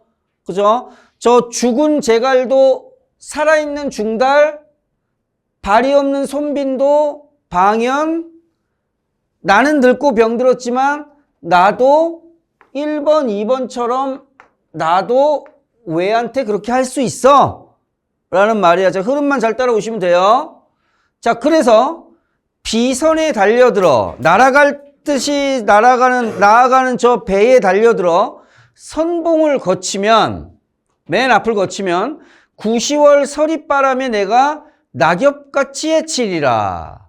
그래서 7종 7금이라는 말은 그냥 전쟁을 하는데 그냥 죽여버릴 수도 있어. 근데 7종 7번 잡았다가 7번 풀어주는 거야. 농락하는 거지. 갖고 노는 거. 그걸 우린들 못하겠는가? 라는 말은 설이니까 할 수 있다란 소리죠. 야, 어리석은 섬나라 이 쪽발이 놈들아, 너네 와서 항복해라. 자, 불렀죠, 대화체. 항복한 자는 안 죽이는 법, 내가 굳이 너를 죽이겠느냐. 우리 임금이 성덕이 더불어 살자 하시니, 우리 임금의 성덕이 아주 높아서 야, 너희 같은 쪽발이들하고 우리 함께 살자고 하셨거든. 내가 너 죽여버리려고 그랬는데 임금님이 참으라고 해서 내가 봐주는 거야. 좀 허풍 쩌네요. 그죠? 허풍 쩌는 거지. 그러니 우리가 태평천하의 요순 군민이 되어서 1월 광화는 아침마다 다시 더하는데 이제는 전선 타던, 자, 이건 전시지. 우리 몸도 어주, 자, 전선은 전함 같은 거야, 배. 전쟁 때 타는 배를 타던 우리 몸도, 자, 이게 과거지. 이제 우리는 어주에서 노래하고, 현재 또는 미래지. 가을달 봄바람에 높이 베고 누워서 성대예 라는 말은 태평성대예, 파도 없는 바다라는 말은 갈등이나 이런 것이 없는 바다를 다시 보려 하노라 라는 말은 결국 이게 뭐야? 임진왜란을 실제 참전했었던 내 입장에서 너에 대한 적개심이 있으나 현재 내가 소망하는 건 너 한번 봐줄게. 너 살려는 줄 테니까 나랑 좀 잘 살아, 나랑 좀 잘 살다기보다는 그냥 우리 좀 서로 귀찮게 하지 말고 잘 살아보자. 그런 느낌으로 보시면 될 것 같습니다. 자, 그래서 두 번째에서는 미래의 어떤 욕망이 충족되는 상황을 지향하는 거라고 보시면 되겠네. 그죠?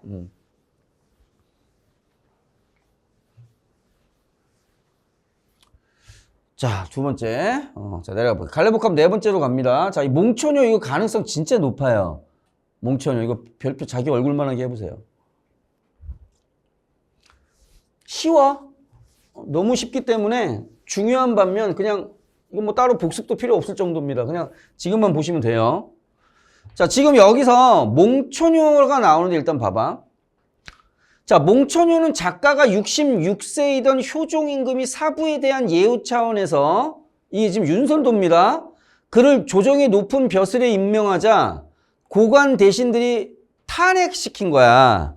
이때도 좀 그랬네.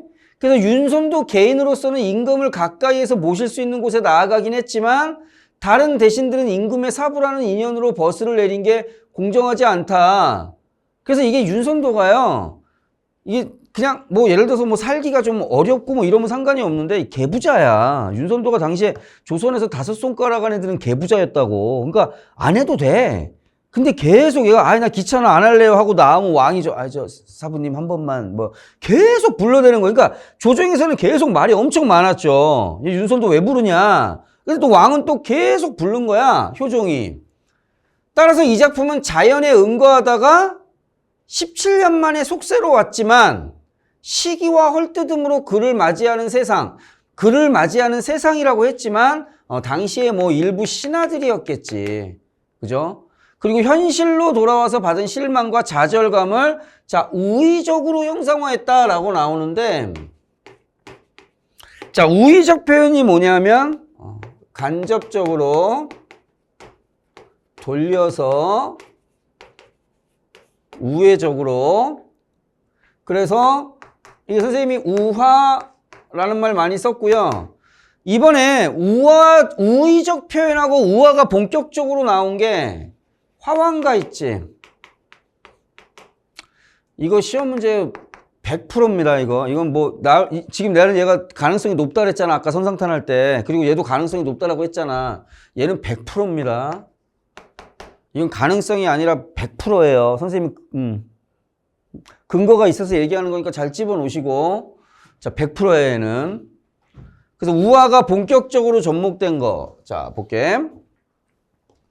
자, 내려가 보자. 생실현과 꿈일현과 백옥경이 올라가니, 자, 그럼 아까 다시 봐봐. 보기에서 나왔던 게 자연에서 은거하고 있었는데 어디로 왔어? 다시 정계로 온 거지? 속세로. 그러니까 생실현과 꿈일현과 백옥경이 올라갔다라는 말은 다시 속세로 왔다라는 소린데, 그러면 지금 이거를 자기가, 그죠? 원래는 저기 속세로 왔다는 소리인데 거꾸로 봐야 돼. 여기가 지금 속세고, 자, 이게 이면적인 거고, 안에 숨어 있는 거, 자, 이게 표면적인 거야. 그래서 속세에서 지금 어디로 온 거야? 천상으로 간 거야. 그래서 누굴 만나? 왕을 만나는 것처럼 지금 이겁니다. 그죠? 숨어있는 의미는 이거고 표면적인 의미는 이거란 말이야. 그런데 올라갔을 때 누굴 만나? 신하들을 만나지. 얘가 얘를 탄핵하잖아. 그럼 당연히 신선세계, 천상계에 올라가서 옥황상제를 모시러 갔는데 주변에 어떤 새끼들이 있겠어? 다른 신선들이 나를 욕하는 상황이겠지? 이해되시죠? 그죠? 지금 요렇게 표현이 된 거야. 다시. 생일원과 꿈일원과 백옥경이 올라갔더니 사실은 어디에서? 자연에서 속세로 올라온 건데 지금 이 글에서는 속세에서 천상계로 올라간 거로 표현된 거다. 헷갈리시면 안 돼요. 그래서 옥황상제는 반기시는데 봐. 얘네들이 꺼린다. 아, 저 새끼 또 왔어. 저 염추돔 새끼 또 왔어. 저 늙은이, 저 임금이 불렀다고 또 왔어. 에휴, 관둬라. 오호연월이 내 분수임이 올 때. 오호연월이라는 말은 자연에서 사는 게 그게 내 분수인데 내가 분수도 모르고 속세로 왔지 뭐. 이런 느낌. 두 번째. 풋잠에 꿈을 꾸어 10일 후에 들어가니, 자, 여기도 천상계입니다. 하늘나라로 갔더니 옥황상제는 우수시지만 신선들이 아유, 저 새끼 또 왔어. 아유, 어주버. 100만억 창생. 백성이지? 즉, 이 아저씨가 온 이유는 선정을 하러 왔는데 하도 옆에 신선들이 지랄을 해서 물을 수가 없다. 임금과 정치에 대해 논할 수조차 없다. 자, 하늘이 이질어졌을 때라는 말은 하늘이 무너지고 문제가 생겼을 때, 즉 이 하늘을 그러면 또 뭐 조정이라고 한번 볼게. 무슨 기술로 기워내었느냐? 백옥루를 중수할 때, 옥황상제가 사는 곳을 다시 만들 때 어떤 장인바치가 이루었느냐라는 말은 지금 이 조정은, 지금 조정은 뭔가 문제가 있을 때 누군가 어떤 기술로 얘를 고쳤고, 백옥루가 문제가 생겨서 다시 지을 때 훌륭한 장인들이 와서 이걸 이루어내었는데, 즉 어떤 공과, 그죠? 공과, 그 다음에 이제 공이 아닌 것, 잘한 것과 잘못한 거를 옥황상제께 아뢰보려고 했는데 라는 말은 직언을 해보고자 한 거야. 저 얘가 잘했습니다. 나라에 문제가 생길 때 얘가 훌륭한 공을 세웠습니다. 이렇게 말하고자 했는데 이게 이른바 선정이고 직언이지. 그지? 그런데 이거를 다 못하고 왔으니까 올바른 정치의 신념을 자기가 드러내지는 못한 거잖아. 자, 이해가 되시죠? 자, 그게 이제 이 화자가 여기서 우의적인 방법으로 드러내고자 한 거였다. 자, 라고 보시면 될 것 같습니다. 자, 다음 걸로 가볼게. 자, 구운몽. 아, 이게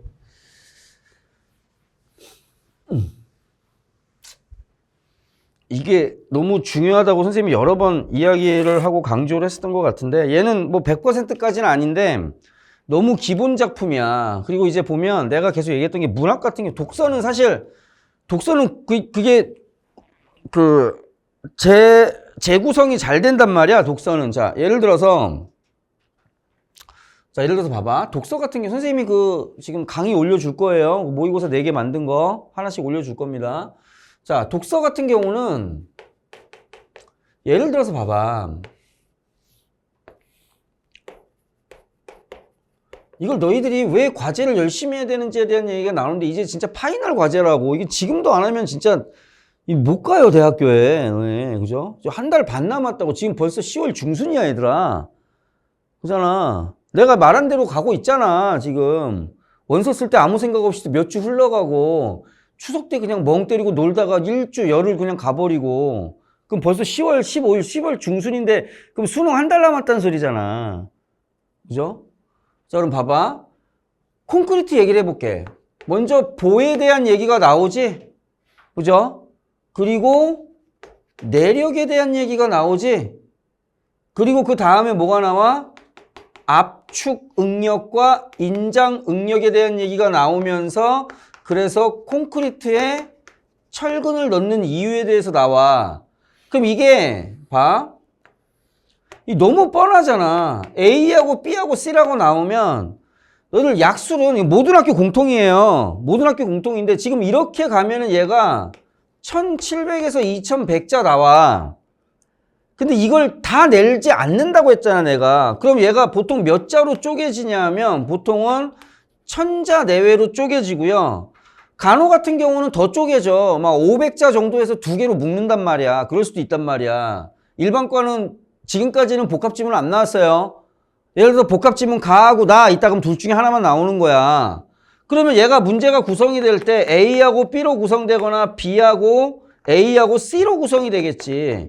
B하고 C로 구성되는 지문은 거의 없다라고 보시면 됩니다. 그죠? 왜냐하면 이게 글의 흐름이 있어야 되기 때문에. 그러면 이 글을 딱 볼 때 너희들은 첫 번째 뭘 봐야 돼? 아, 이거 콘크리트 보구나. 반가워야 되고요.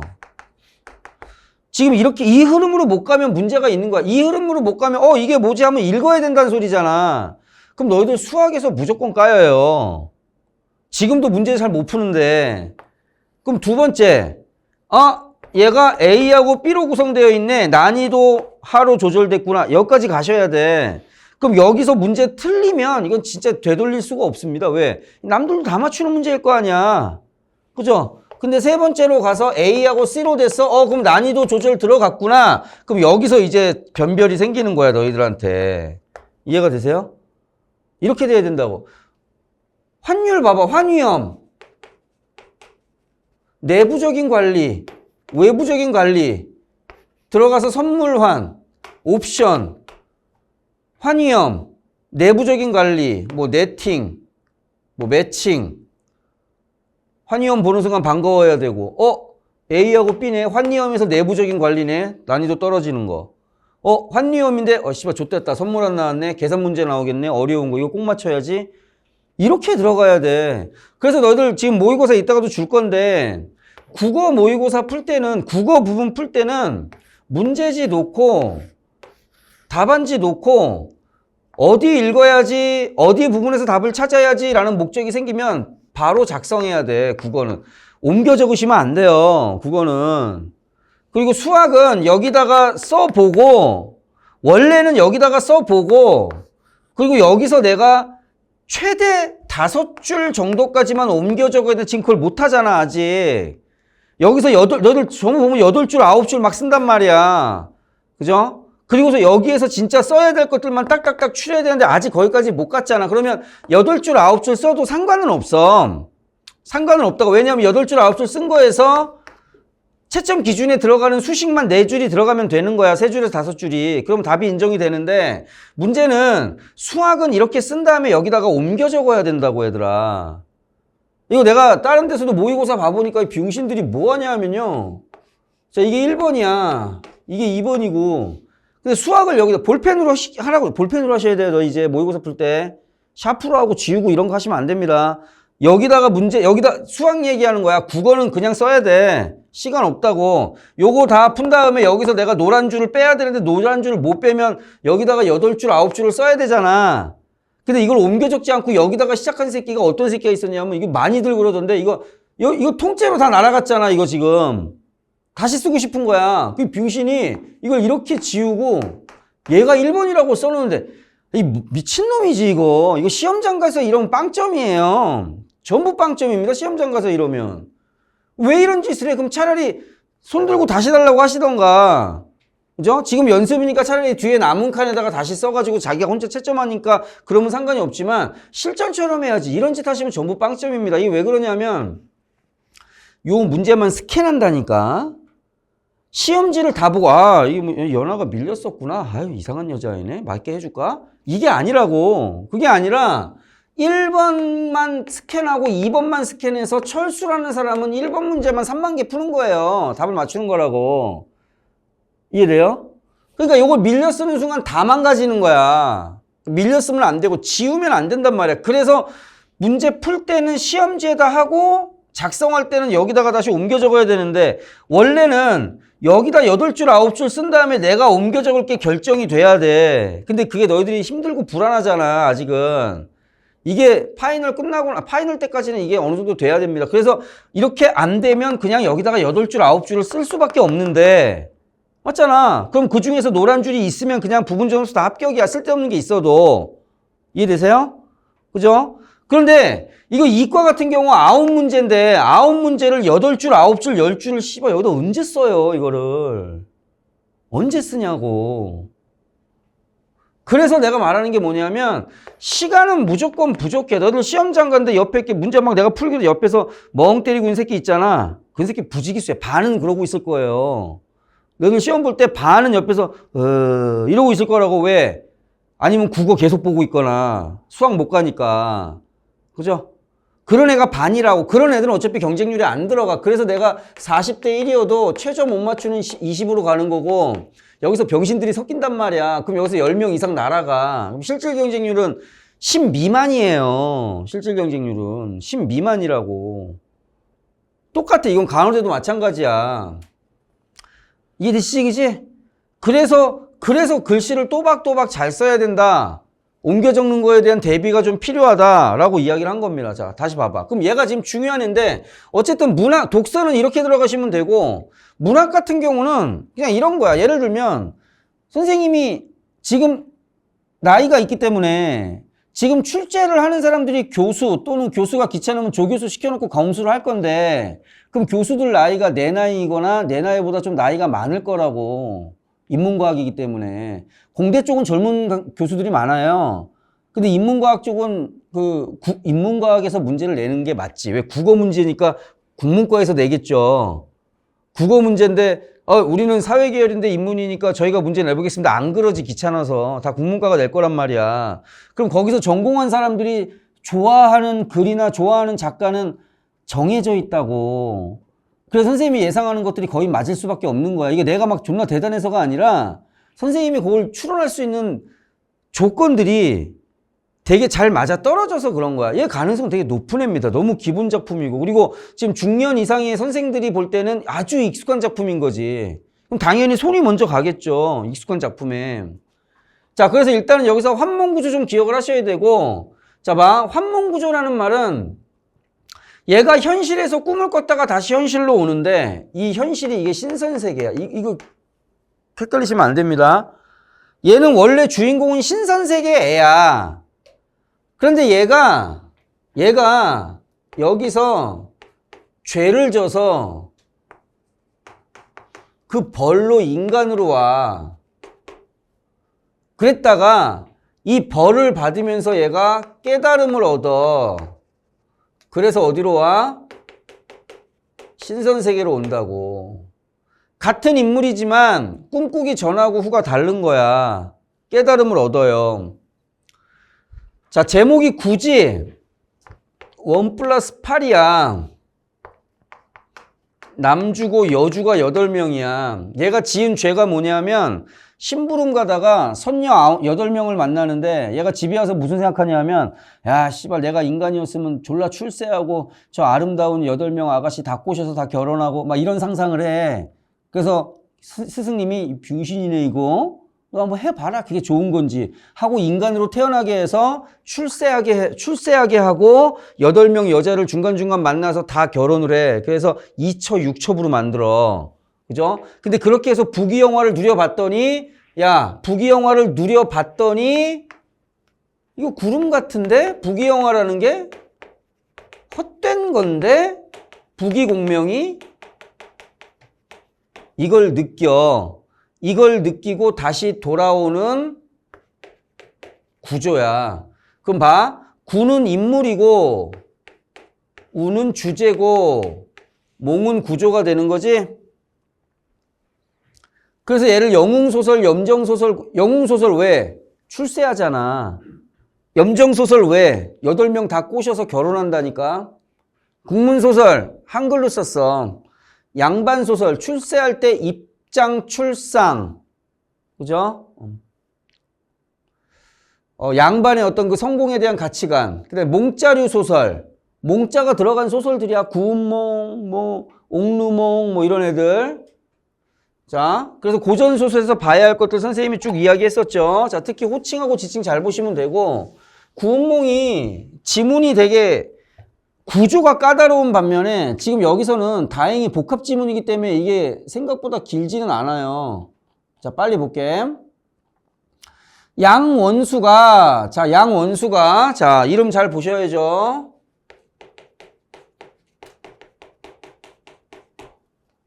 직함이자 호칭이야. 군사를 지휘하여 싸움을 재촉하니 전쟁하네. 남의 태자가 크게 노해서 자 남의 태자래. 남의 태자가 크게 노해서 천만종의 물고기에게 명하자 잉어제독과 자라참군 뭐야 씨발 이거 그죠? 자 그러면 여기서 얘는 천상계 인물인 것 같고 자, 그러면 일단 이원적 구성이자 동시에 전기성. 지금 군인들이 물고기인 걸 보니까 여기 용궁 왔나 보네. 기운을 돋우더니 용맹스럽게 뛰어나왔지. 원수가 지휘하여 한 번에 다 베어내고, 잘 싸우네. 백옥채찍을 들어 한 번 휘두르니 군사 100만 명이 일제히 짓밟히며 삽시간에 부스러진 비늘과 깨진 껍질이 땅바닥에 즐비하고 태자는 몸 여러 곳에 창을 찔려 변신하지 못했다. 그제? 자, 두 번째 전투 장면을 통해서도 뭐가 전기성 드러났고요. 마침내 태자가 원수의 군사에게 잡혀 결박된 채로 원수의 말 앞에 엎드리자 원수가 크게 기뻐하며 징을 쳐서 군사를 돌렸다.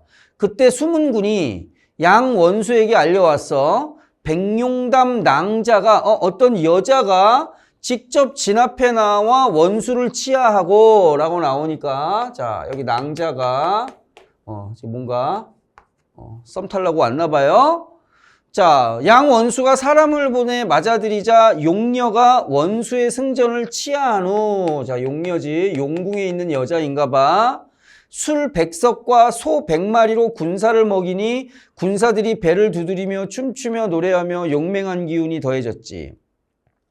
양원수는 용녀와 함께 앉아 남의 태자를 소리 높여 꾸짖기를 내가 자 천자의 명을 받들어 자 지금 여기서 용녀 남의 태자 나오니까 지금 여기서의 공간은 용궁이라고 용궁인데 내가 천자의 명을 받들어. 천자는 황제잖아.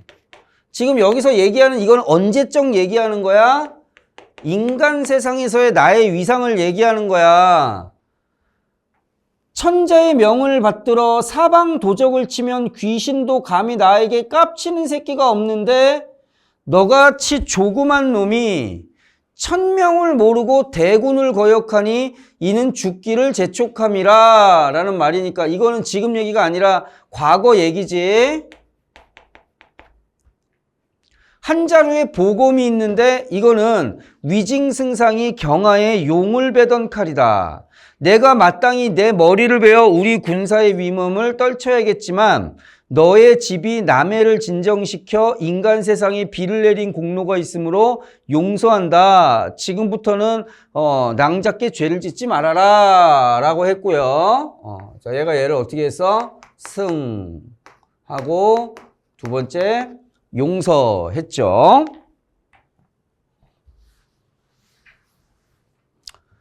자, 양원수가 태자를 끌어내요.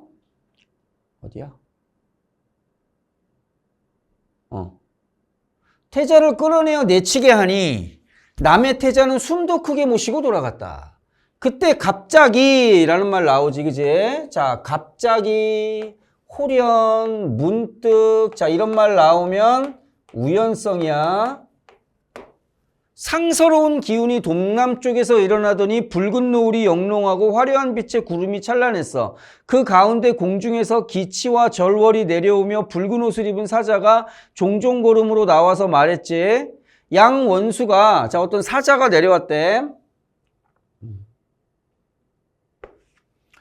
양원수가 남의 태자를 치고 공주의 위급함을 구하신 줄을 동정용왕이 아셨다. 아, 지금 맞네, 용궁.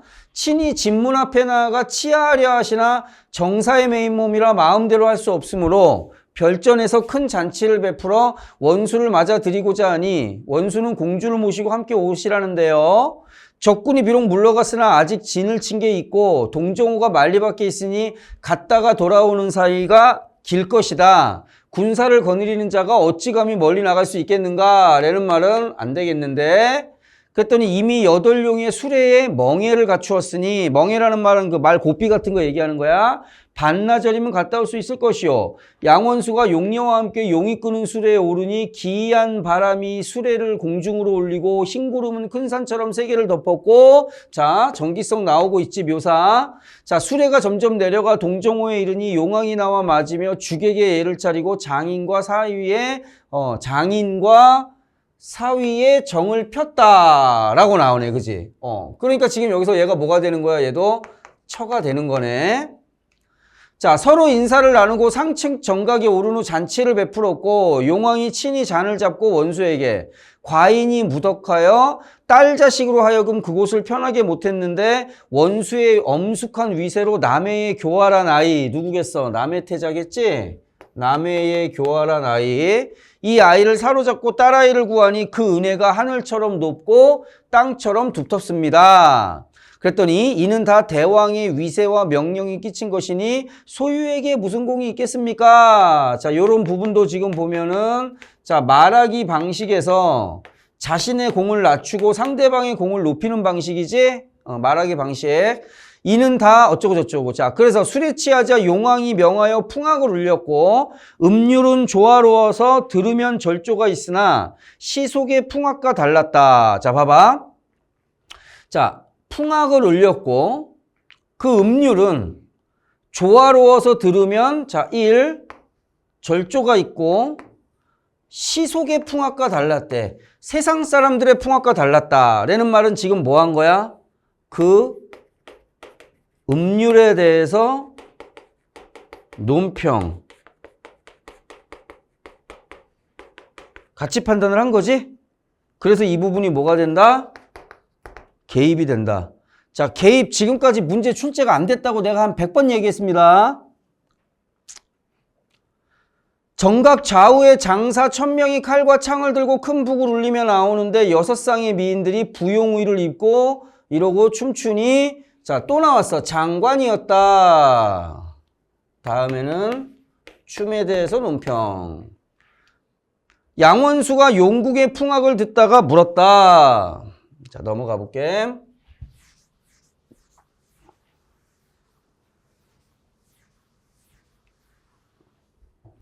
물었어. 아, 이게 뭡니까? 하고 물었더니, 아, 이 곡조는 옛날에 수부에는 없었던 건데 과인의 맏딸이 경화왕 태자의 아내가 되었을 때 어느 유생이 주는 글을 통해 시집가서 고통받는다는 사실을 알고 과인의 아우 전당군이 경화왕과 크게 싸워 이기고 딸아이를 데려왔어요. 그러자 궁중 사람 하나가 이 풍악과 춤을 만들어 전당군파 진악이라는 이름을 붙였습니다. 가끔 귀주항궁악이라고도 부르며 궁중잔치에서 연주했는데 원수가 남의 태자를 부수어 우리 부녀를 서로 모이게 해줬으니 전당군의 옛일과 흡사하여 그 이름을 고쳐서 원수파군악이라고 부르겠습니다. 그랬더니 그 유생은 지금 어디 있습니까? 했더니 지금 영주관의 선관이 되었다라는 말은 신선이란 소리네. 자, 그랬더니 원수가 군중에 이리 많아 오래 머물지 못합니다. 만수무강하시오. 낭자는 뒷기약을 잊지 마시오. 하고 말을 하고 용왕이 대답하기는 그것은 염려할 일이 아닙니다. 라고 나오는 지금 상서라는 말로 바뀌었지. 그지? 그럼 상서가 얘의 호칭이 지금 변동된 거지만 같은 인물이라는 거. 왜냐면 지금 대화 상태가 지금 3명밖에 없으니까. 그래서 관직이 바뀌면 호칭도 바뀐다고 했었죠.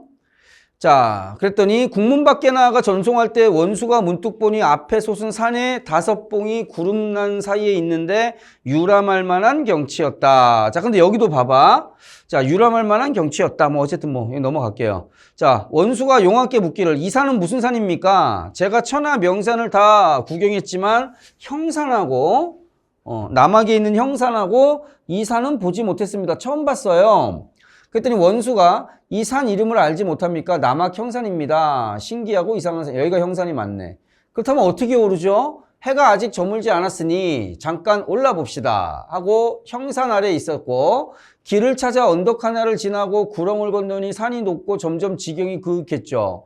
만경이 널려 있어 수많은 경치가 있어서 다 구경할 수는 없었고 원수가 사방을 둘러보니 그윽한 생각이 들어 군중에서 오래 마음이 시달리고 정신이 고달픈데 자 봐. 군중에서 오래 마음이 시달리고 정신이 고달픈데 이 몸에 티끌 인연이 뭐 그리 중요한가? 공을 세우고 물러가 초연히 만물밖에 사람이 되어야지. 자, 이게 지금 아까 주제가 뭐였냐 하면 얘가 남자로 태어나 부귀공명을 다 이루고 부귀공명을 다 이루었더니 이거 너무 허탈해. 헛된 거야. 그래서 얘가 여기서 깨달음을 얻는 거라고 그랬었지. 그래서 지금 이 부분이 뭐냐면 일종의 미래에 대한 암시지. 그죠?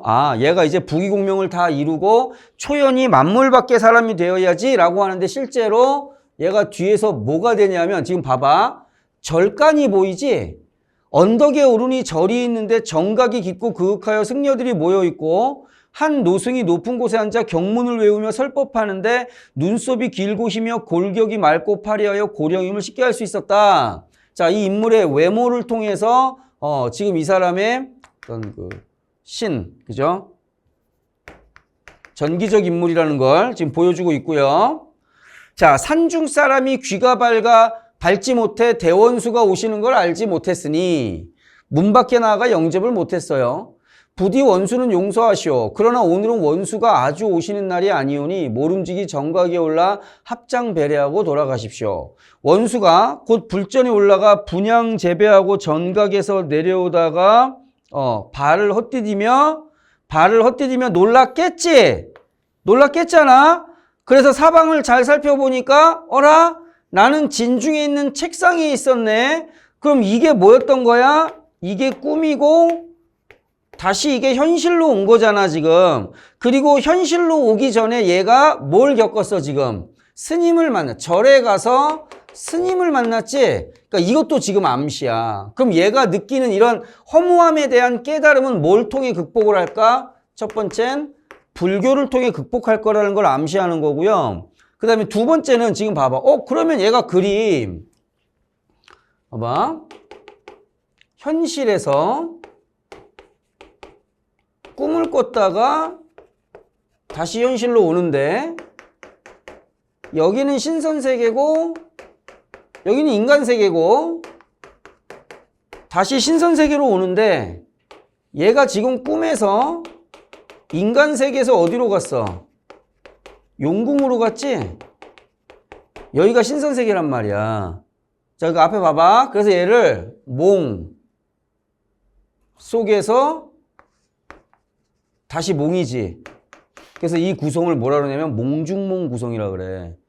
꿈 속에서 다시 꿈으로 들어갔는데 그럼 아마도 여기에 신선세계는 같은 거예요. 꿈속에 내가 원래 살던 곳으로 간 거야. 내가 원래 살던 곳으로. 이거 이해되십니까? 이걸 이제 몽중몽 구조라고 이야기를 해요. 그랬더니 여러 장수들에게 묻기를 오라. 꿈이 존나 현실 같아. 야, 너희들도 꿈 꿨냐? 너희들도 신선세계 가는 거 혹시 꿈 꿨냐? 그랬더니 맞대. 역시 정기성.